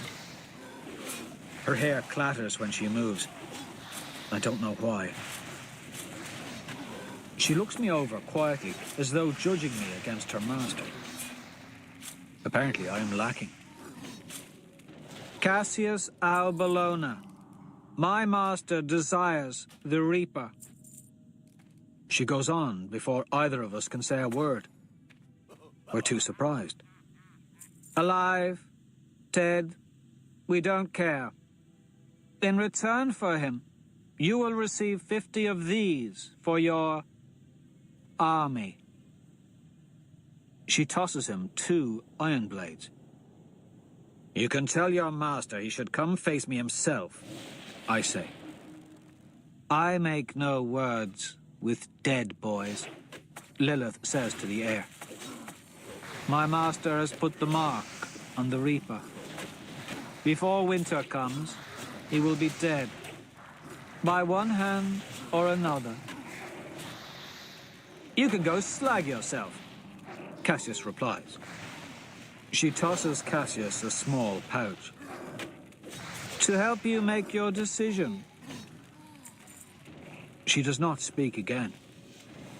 Quinn raises her eyebrows and shrugs her confusion as she leads Lilith away. I look at the small pouch Cassius holds in his hands. Paranoia overwhelms me. What is inside? Open it, I say. Nah, she's mad as a violet, that one. Cassius laughs. Don't need her to infect us. Yet he tucks the pouch in his boot. I want to scream at him to open it, but I smile as though there is nothing to worry about. Something was wrong in her. Didn't seem human, I say casually. Looked like one of our starved wolves. Cassius gives the iron blade a swing. The air shrieks. At least we got these 2. Now I can teach you how to duel properly. These'll go straight through Duro armor. Dangerous things, really. The jackal knows about me. The thought makes me shiver. Roke's words are worse. Did you notice how her hair clattered? He asks. His face is white. Her braids were laced with teeth. We must prepare to meet the Jackal's army. That means consolidating my forces and eliminating lingering threats. I need the remainder of House Diana in the Great Woods destroyed, and I need House Ceres. I sent Cassius with the Howlers and a dozen horsemen to destroy the remainder of Diana. The rest of my army and slaves I take back to our castle to prepare for the Jackal. I've not yet devised a plan, but I'll be ready for him if he rears his head. After sleeping in dead horses, our Howlers will probably stink them out of the Great Woods. Cassius laughs as he spurs his horse away from the main column. I'll sick goblin on them and be back before you're even in bed. Severo does not want to go without me. He doesn't understand why Cassius needs his help to mop up the remainders of Diana. I tell him the truth. Cassius has a pouch in his boot, the one Lilith gave him. I need you to steal it. His eyes do not judge, not even now. There are times when I wonder what I did to earn such loyalty. Then others when I try not to press my luck by looking the gift horse in the mouth. That night, as Cassius lays siege to Diana in the Great Woods, the rest of my army feasts behind our tall Highland walls in Mars Castle. The keep is clean, and the square merry. Even the slaves are given June's thyme-roasted goat and venison drizzled with olive oil. I watch over it all. The slaves look down out of embarrassment as I pass. Even Pax. The howling wolf on his forehead has crushed his pride. Tactus alone meets my eyes. His dark honey skin is like Quinn's, but his eyes remind me of a pit viper's. He winks at me. After my victory over Pax, my high drafts seem to have finally fully embraced my leadership, even Antonia. It reminds me of how I was treated on the streets after Mickey carved me. I am the gold here. I am the power. It's the first time I felt this way since sentencing Titus to death. Soon, Vichna will come down and give me the Primus hand from the stone, and all will be well. Rogue, Quinn, Leah, and now Pollux eat with me. Even Vixus and Cassandra, who normally sit in commune with Antonia, have come to give their congratulations on the victory. They laugh and clap me on the shoulder. Scipio, Antonia's plaything, is counting the many slaves. Antonia herself does not venture my way, but she does tilt her golden head in approval. Miracles do happen. I am Primus. I have 5 golden bars. Soon Fichna will come to bestow the honorifics. In the morning, House Ceres will fall. They have less than 1/3 our number. With their grain to feed my army and their fortress to use as a base of operations, I will have the power of 4 houses. We will sweep away whatever is left in the north, and then descend upon the south before the first snow even falls. Then I will face the jackal. Roke comes to stand beside me as we watch the feast. I've been thinking of kissing Leah, he says suddenly to me. I see her laughing with several mid-drafts near one of the fires. She's cut her hair short, and she spares us a glance, coquettishly ducking her head when Roke holds her gaze. He blushes too, and looks away. I thought you didn't like her. She follows you about like a puppy. I laugh. Well, yes. At first, she didn't intrigue me because I thought she was attaching herself to me as one would to a life raft to stop from sinking. But she's grown. I look over at him and laugh. I can't stop laughing. We look like blonde wolves. We're leaner than when the Institute began. Dirtier. Our hair is long. We have scars. Me more than most. I'm likely too dependent on red meat. One of my molars is split, but I laugh. I laugh till my molar can't take it anymore. I'd forgotten that we are people, kids who have crushes. Well, don't waste the first kiss, I say. That's my only advice. I tell him to take her somewhere special. Take her somewhere here that means something to him. Or them. I took Io to my drill. Lauren and Barlow made jokes about that. The thing was off, and in a ventilated tunnel, so we didn't have to wear fry-suit lids, just had to watch for pit vipers. Still, she sweated from excitement, hair clinging to her face, to the nape of her neck. She gripped my wrist so hard and only let go when she knew she had me. When I kissed her. I grin and slap Roke on the butt for luck. Uncle Nero says it's tradition. He used the flat of a sling blade on me. I think he was lying. I dream of Io in the night. I do not often sleep without dreaming of her. The castle's high tower bunk beds are empty. Roke, Leah, Cassius, Severo, the Howlers are gone. Except for Quinn, all my friends are off. I am Primus, yet I feel so alone. The fire crackles. Cold autumn wind comes in. It moans like a wind from the abandoned mine tunnels and makes me think of my wife. Io. I miss her warmth in the bed beside me. I miss her neck. I miss kissing her soft skin, smelling her hair, tasting her mouth as she whispered how she loved me. Then I hear feet, and she fades. Leah bursts through the dormitory door. She talks frantically. I can barely understand her. I stand, towering over her, and put a hand on her shoulder to calm her. It's impossible. Manic eyes look at me from behind her short-cut hair. "Roke," she wails. "Roke has fallen into a crevice. His legs are broken. I can't reach him." I follow her so fast I don't even bring my cloak or sling blade. The castle is asleep except for the guards. We fly through the gate, forgetting the horses. I shout for one of the guards to come help me. I don't watch to see if she does.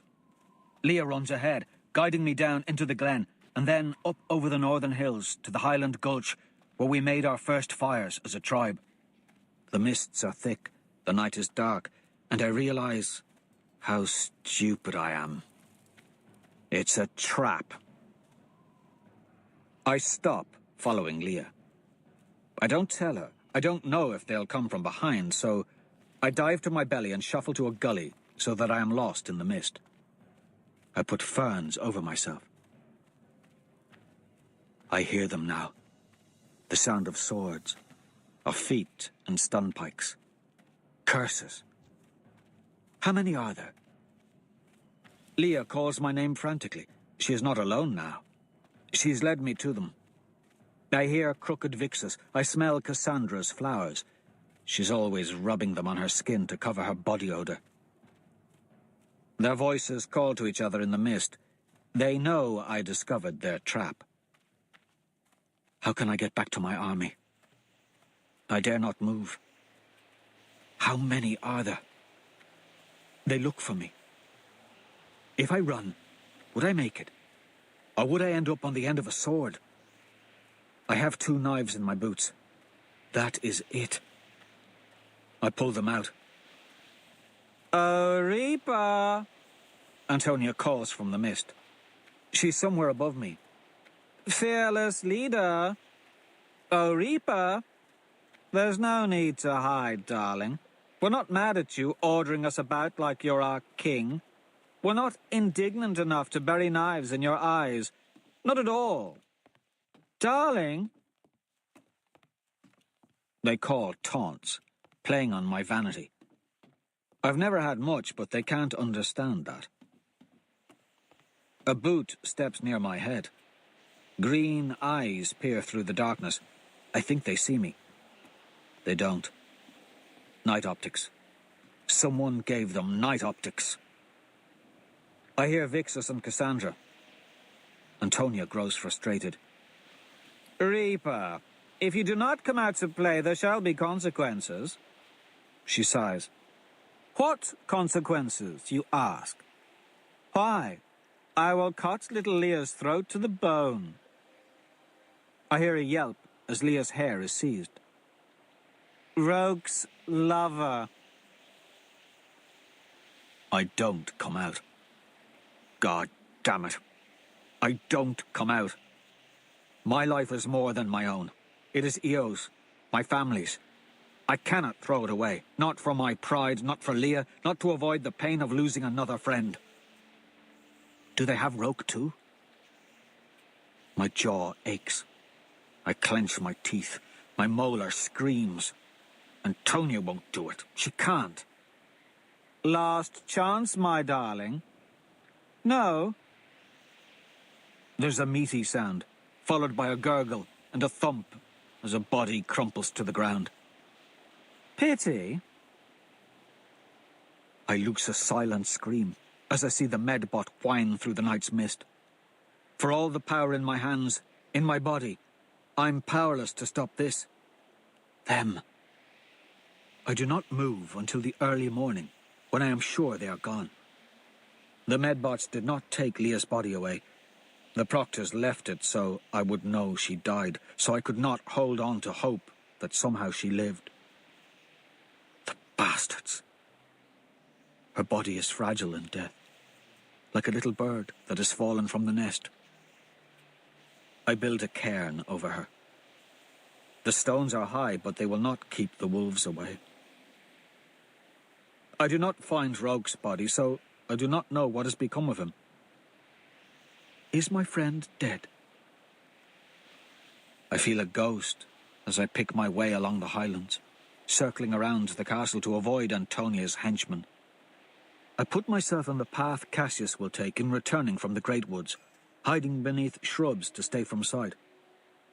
It is midday when he returns, at the head of a small column of horse and slaves. He kicks his horse forward to greet me as I come from the shrubs. "Brother," he calls, "I brought you a gift." He hops off and gives me a hug, before pulling out one of Diana's tapestries and wrapping it about my shoulders. He pulls back from me. "You're as pale as a ghost. What's the matter?" He picks a leaf out of my hair. Maybe that's when he sees the sadness in my eyes. Severo rides up behind him as I tell them what has happened. "The bitch," Cassius murmurs. Severo is silent. Poor Leah. Poor Leah. She was a sweetheart. Do you think Rogue is dead? I don't know, I say. I just don't know. Gory damn. Cassius shakes his head. A proctor must have given Antonia night optics, Severo speculates. Or the jackal bribed her. It fits. Who cares about that? Cassius cries, flinging out his arm. Rogue may be wounded or dead out there, man. Don't you register? He grips the back of my neck and brings my forehead to his. We'll find him, Darrow. We'll find our brother. I nod, feeling a numbness spreading in my chest. Antonia never returned to our castle. Neither did her henchmen, Vixus and Cassandra. They failed to kill me and must have fled. But to where? Quinn flings her hands up in the air and shouts at us as we come through the gate. I didn't know where the gory blazes anyone was. The slaves outnumbered us 4-1 till you got back. But it's fine. It's fine. She grips Cassius's hand when we tell her what's happened. The tears well in her eyes for Leah, but she refuses to believe Roke is dead. She keeps shaking her head. We can use the slaves to search for Roke. Probably wounded and hiding out there. That's it. That has to be it. We do not find him. The entire army searches. Not a sign. We convene in our war room around the long table. He's probably dead at the bottom of a ditch, Severo says that night. I almost hit him, but he's right. The jackal did this, I mutter. Tough shit, he says. Come again? Doesn't matter if he did it, is what Severo means. We can't do anything against the jackal now. Even if he tried to take your life, we're not in a position to hurt him, Quinn declares. Let's deal with our neighbours first. Stupid, Severo mutters. What a surprise. It looks like Goblin disagrees. Cassius snaps. Speak up if you've got something in your craw, pygmy. Don't talk down to me, Severo sneers. Cassius chuckles. Don't piss on my foot because you only come to my knees. I'm every bit your equal. The look on Severo's face is such that I lean forward suddenly, frightened a knife will suddenly appear in Cassius's eye. My equal? At what? Birth? Cassius grins. Oh, wait, I meant height, looks, intelligence, money. Shall I stop? Quinn kicks his chair hard with her foot. What the hell is your problem? She snaps at him. Never mind, just shut the hell up. Severo looks at the ground. I have this sudden urge to put a hand on his shoulder. What were you saying, Severo? Quinn asks. Nothing. Come on. He said nothing. Cassius chuckles. Cassius. My voice alone shuts him up. Severo, please. Severo sighs and looks up at me, cheeks flushed with anger. Just thought we should not pick our butts here while the jackal does whatever he wants. He shrugs. Send me south, and let me cause trouble. Trouble? Cassius asks. What are you going to do? Kill the jackal? Yes. Severo looks quietly at Cassius. I'll put a dagger in his throat, and then carve a hole till I see his spine. The tension is enough to make me uneasy. You can't be serious, Quinn says quietly. He's serious. Cassius's forehead creases. And he's wrong. We're not monsters. Not you and I, at least, Darrow. Bellona Praetors aren't knives in the night. We have 500 years of honor to guard. Piss and lies. Severo dismisses him with a wave. It's in the breeding. Cassius elevates his nose, ever so slightly. Severo's mouth twists cruelly. You're a pixie if you buy all that. Think your papa cut his way up to Imperator by being honorable? Call it chivalry, goblin. Cassius sneers. It wouldn't be right trying to murder someone in cold blood, particularly not at a school. I agree with Cassius, I say, breaking my silence. Small wonder. Severo stands to leave very suddenly. I ask him where he is going. You obviously don't need me. Have all the advice you can handle. Severo. I'm gonna search the ditches again. Bet Bellona wouldn't do that. Wouldn't get his precious knees dirty. I'm always on the winning He side. bows mockingly to Cassius before leaving. Quinn, Cassius, and I remain in the war room until Cassius yawns something about catching a bit of REM before the dawn hits in 6 hours. Quinn and I are left alone. Her hair has been cut short and jagged, though the bangs hang just over her narrow eyes. She slouches boyishly in her chair and picks at her nails. What are you thinking on? She asks me. Roke. And Leah. I hear the gurgle in my mind. With it echoes all the sounds of death. Eo's pop. Julian's silence as he twitched in his own blood. I am the Reaper, and death is my shadow. Is that all? She asks. I think we should grab some sleep, I reply. She says nothing as she watches me leave.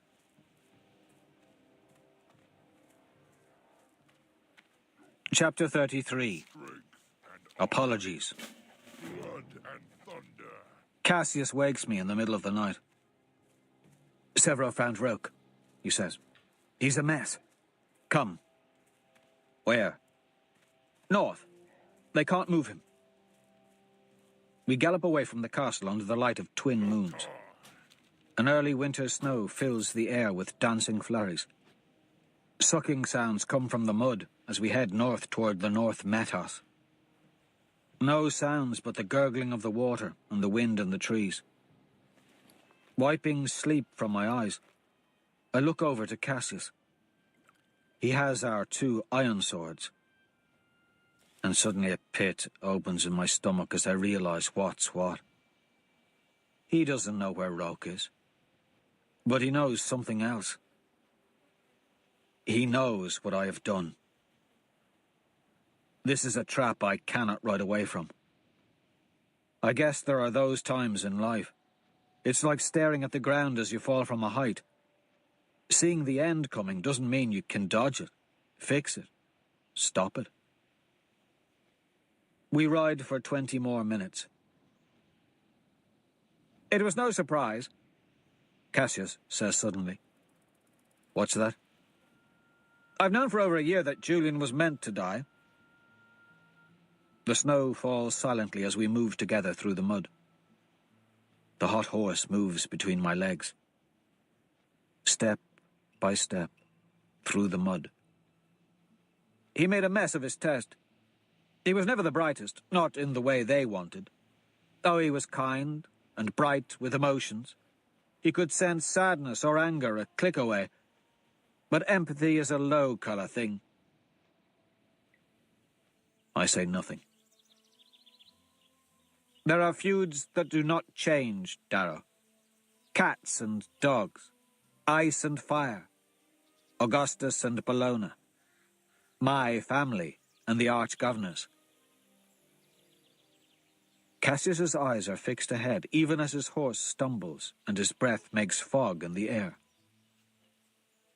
But despite what it portended, Julian was excited when he received the acceptance letter stamped with the Arch-Governor's personal seal. Didn't seem right to me, or my other brothers. Never thought Julian would be the sort to make it in. I loved him. All my brothers and cousins did. But you met him. Oh, you've met him. He wasn't the keenest of mind, but he wasn't the dullest. He wouldn't have been the bottom 1%. No need to cull him from the stock. But he had the name Bologna, a name which our enemy loathes. And so our enemy used bureaucracy, used his title, his duly appointed powers, to murder a kind boy. To turn down an invitation to the Institute is an illegal act. He was so delighted, and we, my mother and father and brothers and sisters and cousins and loved ones, were so hopeful for him. He trained so hard. His voice takes a mocking tone. But in the end, Julian was fed to the wolves. Or should I say, wolf? He pulls his horse to a halt, eyes burning into me. How did you find out? I ask, staring ahead over the dark water. Flakes of snow disappear into the black surface. The mountains are but shadowed mounds in the distance. The river gurgles. I do not dismount. That you did Augustus's dirty work? He laughs scornfully. I trusted you, Darrow. So I did not need to see what the jackal sent me. But when Severo tried to steal it from me, as I slept in the Great Woods, I knew something was the matter. What brings you here? He notices my reaction. What? You thought you consorted with dullards? Sometimes. Yes. Well, I watched it tonight. A hollow. With Roke and Leah, I'd forgotten about the package. Better that I had. Better that I had trusted him, and not sent Severo to steal it. Maybe he would have discarded it then. Maybe things would be different. Watched what? I ask. A hollow that shows you killing Julian, brother. The jackal got a hollow. I snort. His proctor gave it to him then. Guess that means the game is rigged. Suppose it doesn't matter to you that the jackal is the Arch-Governor's son, and that he's manipulating you into getting rid of me. You wish to speak? He flinches. Didn't know the jackal was his son, eh? I reckon you'd recognize him if you saw him, and that's why he sent Lilith. I wouldn't recognize him. I've never met the bastard spawn. He kept them hidden from us before the Institute. And my family kept me from him after... His voice fades, and his eyes sink into a distant memory. Greetings. We can beat him together, Cassius. We needn't be divided. Because you killed my brother, he spits. There is no we, you feckless quim. Get off your gory damn horse. I dismount, and Cassius throws me one of the iron swords. I stand facing my friend in the mud. No one to watch but the crows and the moons and the proctors. My sling blade is on the saddle. It, at least, has a curve, but it's useless against an iron blade. Cassius is going to kill me. I didn't have a choice, I tell him. I hope you know that. You will rot in hell, you manipulative son of a bitch, he cries. You allowed me to call you brother. So what would you have had me do? Should I have let Julian kill me in the passage? Would you? That freezes him. It's how you killed him. He's quiet for a moment. We come as princes, and this school is supposed to teach us to become beasts. But you came a beast. I laugh bitterly. And what were you when you ripped apart Titus? I was not like you, Cassius shouts. I let you kill him, Cassius, so the house wouldn't remember that a dozen boys took a good long piss on your face, so don't treat me as though I'm some monster. You are, he sneers. Oh, shut your goddamned gob, and let's just cut to it, hypocrite. The duel is not long. I have been practicing with him for months. He has played at duels his entire life. The blades echo across the moving river. Snow falls. Mud sticks and sloshes. We pant. Breath billows. My arms rattle as the blades clang and scrape. I'm faster than him, more fluid. Almost get his thigh, but he knows the mathematics of this game. With a little flick of his wrists to move my sword sideways, he steps in and drives his iron blade through my armor into my belly. It should cauterize instantly and destroy the nerves, leaving me damaged, though alive.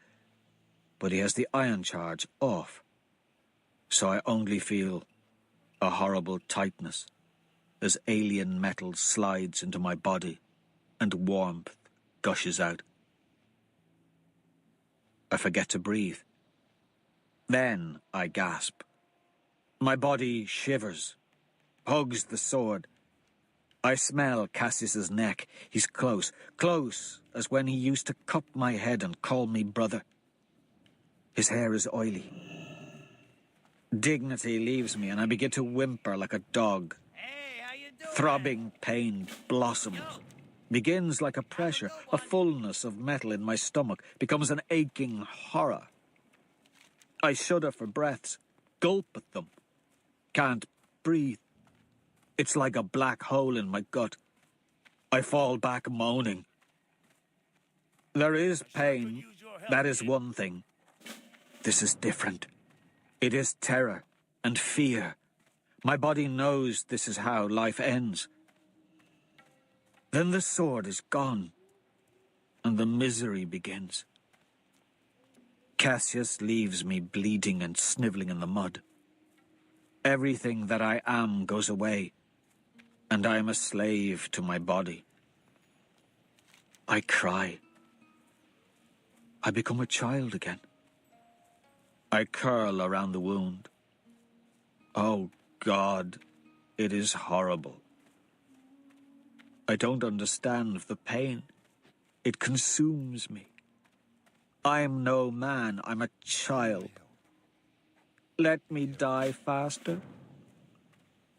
I sink in the cold, cold mud. I shiver and weep. I can't help it. My body does things. It betrays me. The metal went through my guts. My blood goes out. With it go Dancer's hopes, my father's sacrifice, Eo's dream. I can hardly think of them. The mud is dark and cold. This hurts so much. Io. I miss her. I miss home. What was her second gift? I never found out.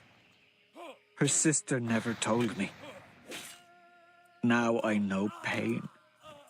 Nothing is worth this. Nothing. Let me be a slave again. Let me see Io. Let me die. Just not this.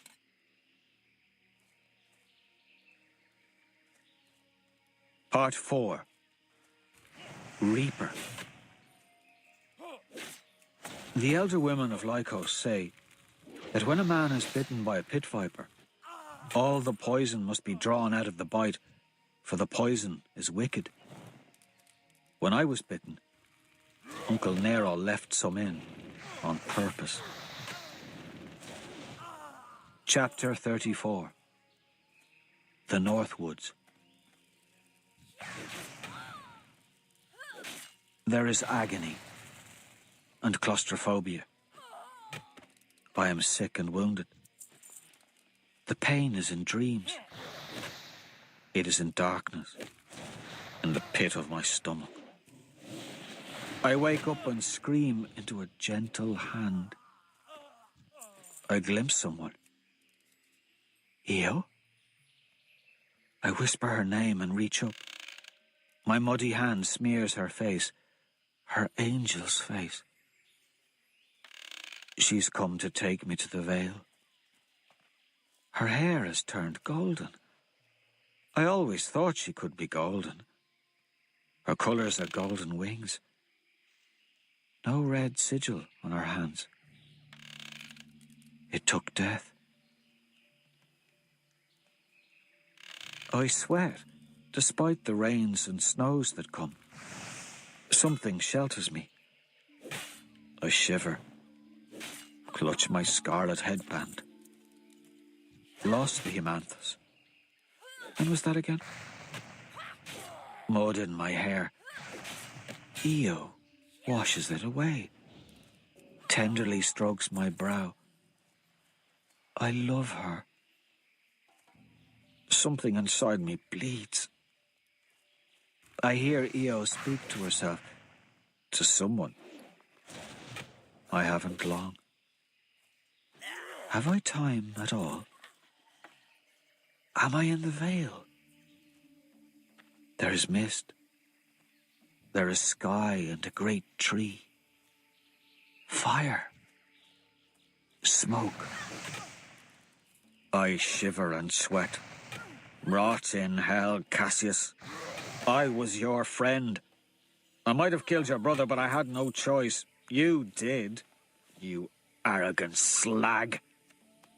I hate him. I hate Augustus. I see them hanging Io together. They mock me. They laugh at me. I hate Antonia. I hate Fitchner. I hate Titus. I hate. I am burning and mad and sweating. I hate the Jacob, the proctors. I hate myself for all I've done. All I've done. For what? To win a game? To win a game for someone who will never know about anything I do. Io is dead. It isn't as if she will ever be coming back to see all I have done for her. Dead. Then I wake. The pain is there in my gut. It goes through me. But I no longer sweat. The fever is gone and the angry red lines of infection have faded. I'm in a cave's mouth. There's a small fire and a sleeping girl just inches away. Furs cover her. She breathes softly the smoky air. Her hair is tousled and gold. She isn't Io. Mustang. I cry silently. I want Io. Why can't I have her? Why can't I will her back to life? I want Io. I don't want this girl beside me. It aches worse than the wound. I can never fix what happened to Io. I couldn't even run my army. I couldn't win. I couldn't beat Cassius, not to mention the jackal. I was the best hell diver. I'm nothing here. The world is too big and cold. I am too small. The world has forgotten Io. It has already forgotten her sacrifice. There's nothing left. I sleep again. When I wake, Mustang sits by the fire. She knows I'm awake, but lets me pretend otherwise. I lie there with my eyes closed, listening to her hum. It's a song I know. It's a song I hear in my dreams. The echo of my love's death. The song sung by the one they call Persephone. Hummed by an aureate. An echo of Eo's dream. I weep. If ever I felt there was a God, it is now, as I listen to the mournful chords. My wife is dead, but something of hers lingers still.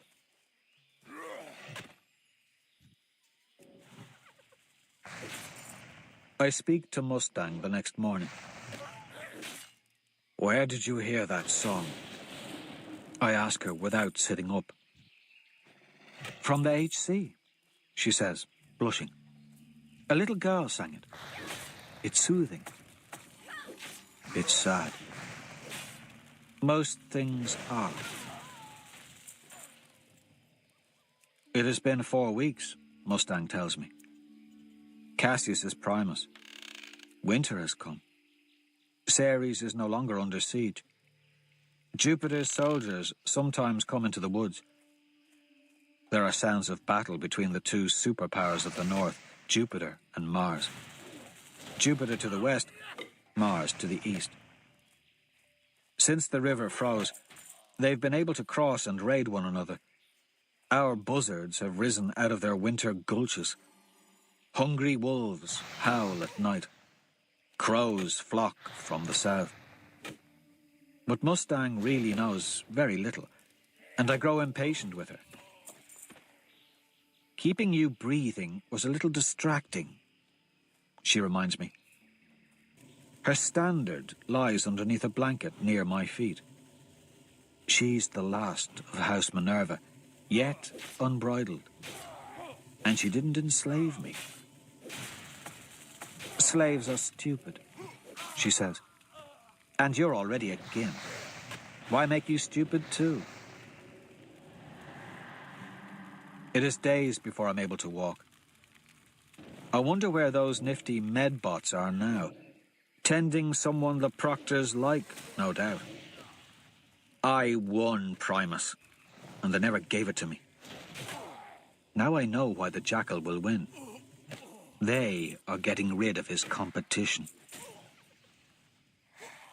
Mustang stalks with me through the woods during the next weeks. I move stiffly through the thick snow, but my strength is returning. She credits medicine she found lying conspicuously under a bush.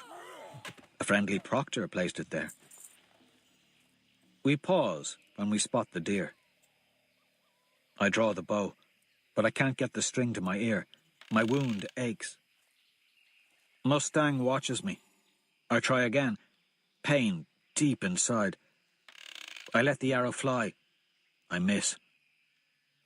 We eat leftover rabbit that night. It tastes funny and gives me cramps. I always have cramps now. It's the water, too. We have nothing to boil it in. No iodine. Just snow and a little creek to drink from. Sometimes we can't have fire. You should have killed Cassius, or sent him away, Mustang tells me. Would have thought you nobler than that, I say. I like to win. Family trait. And sometimes cheating is in the rule book. She smiles. You get a merit bar every time you recapture your standard, so I arranged for it to be lost to House Diana by someone else several times. Then rode out to capture it. Got to Primus in a week. Tricky. Yet your army liked you, I say. Everyone likes me. Now eat your damn rabbit. You're skinny as a razor. The winter grows colder. We live in the deep north woods, far north of Ceres, northwest of my former highlands. I have not yet seen a soldier of Mars. I don't know what I would do if I did. I've hidden from everyone but you, Mustang says. It keeps me alive and ticking. What's your plan? I ask. She laughs at herself. To be alive and ticking. You're better at it than I am. How do you mean? No one in your house would have betrayed you. Because I didn't rule like you, she said. You have to remember, people don't like being told what to do. You can treat your friends like servants and they'll love you. But you tell them they're servants and they'll kill you. Anyway, you put too much stock in hierarchy and fear. Me?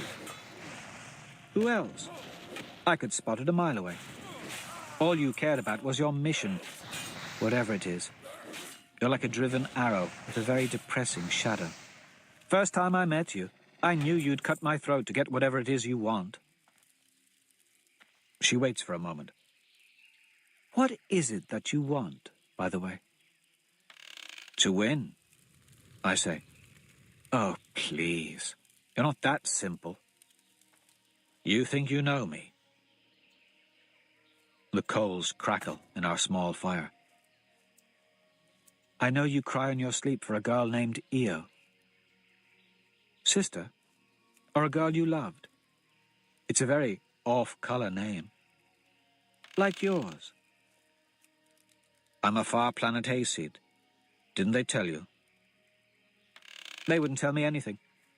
I don't get out much. Strict father. She waves a hand. Anyway, doesn't matter.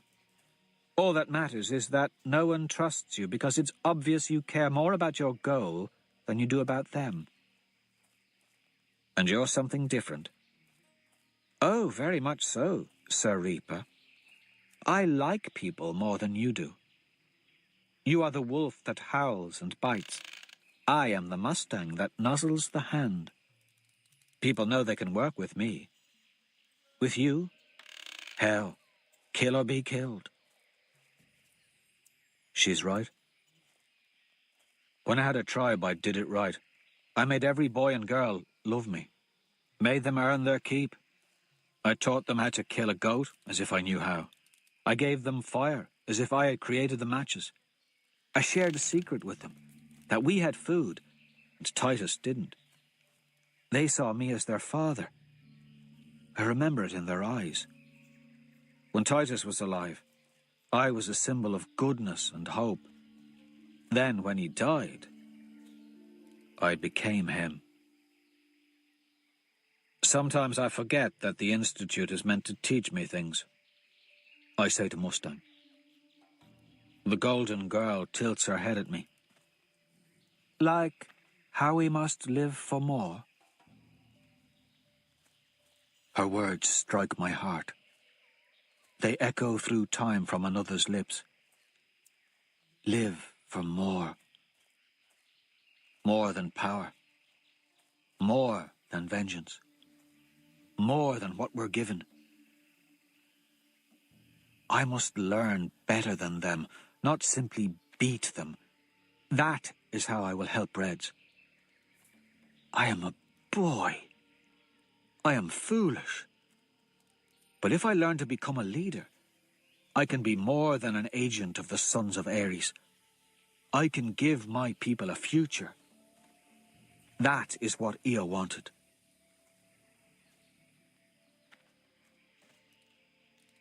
Deep winter.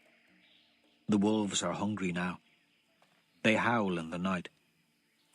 When Mustang and I make a kill, we sometimes have to scare them off. But when we kill a caribou at dusk, a pack descends from the Northlands.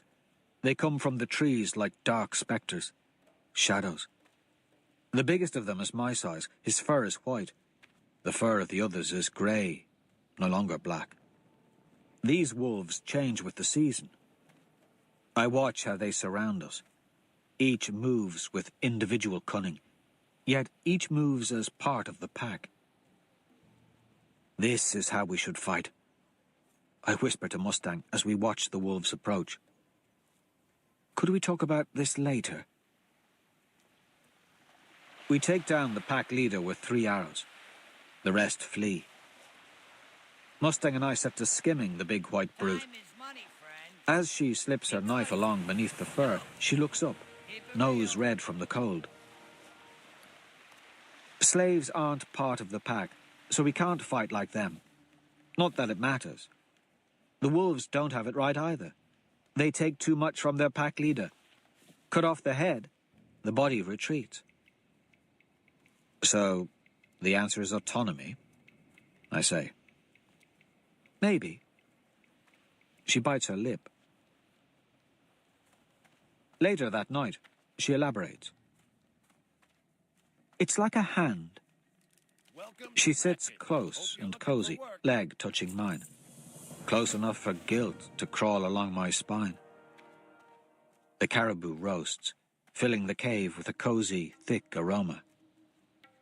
A blizzard rages outside, and the wolf fur dries over the fire.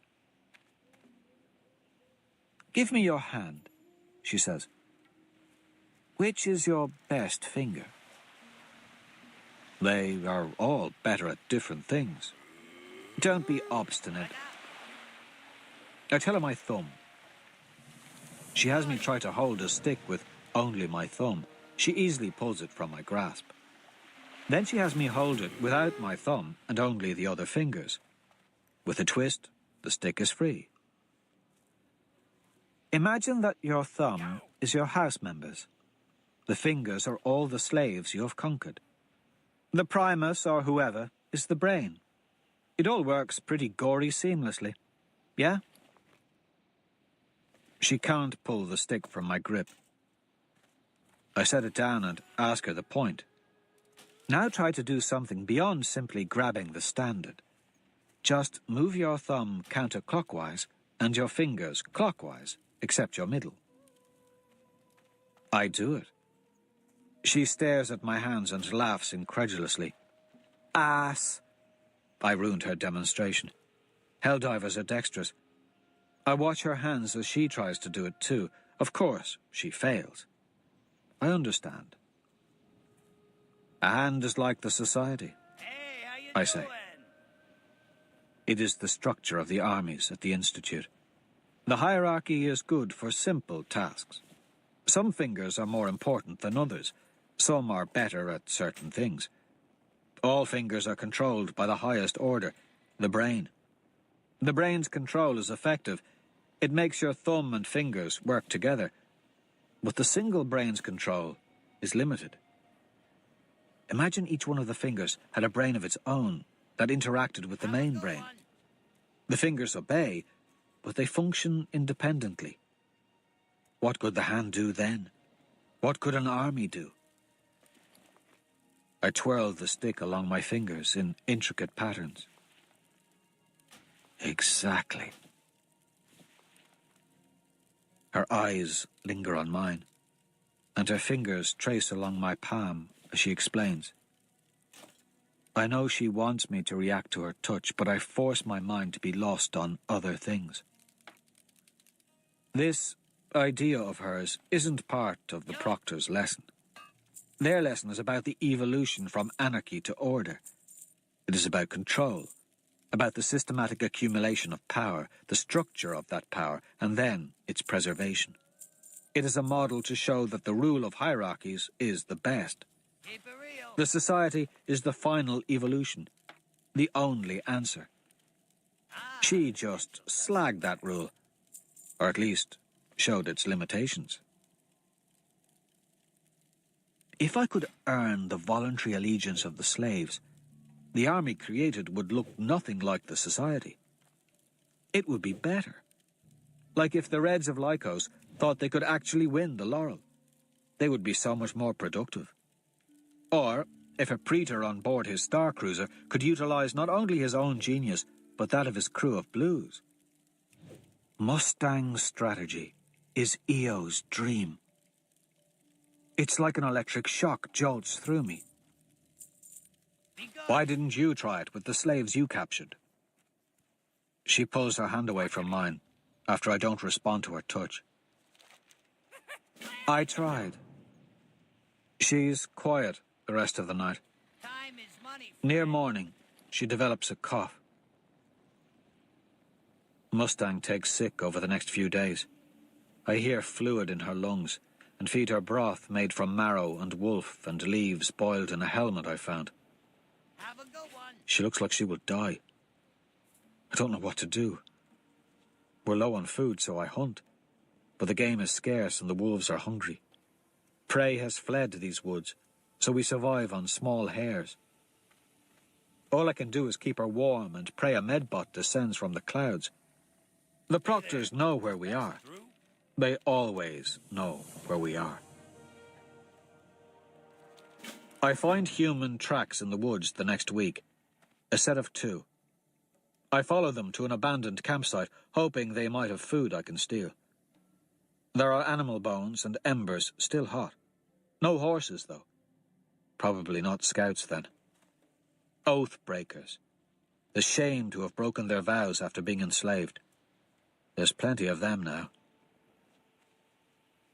I follow their tracks through the woods for an hour before I grow worried. Yo! They circle back around, leading somewhere familiar, leading to our cave. It is night by the time I return. I hear laughter from the home I share with Mustang. The arrow feels thin in my fingers as I knock it on the bowstring. I should kneel to gather my breath. My wound aches. I pant, but I can't give them more time, not if they have Mustang. They cannot see me as I stand at the edge of the frozen caribou skin and hard-packed snow that walls off our cave from sight and elements. The fire crackles inside. Smoke seeps out through vents Mustang and I took a day in making. 2 boys sit together, eating what's left of our meat, drinking our water.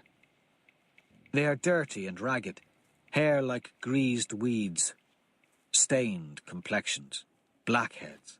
Once beautiful, I'm sure. One boy sits on Mustang's chest. The girl who saved my life is gagged and in her undergarments. She shivers from the cold. One of the boys bleeds from a bite wound on his neck.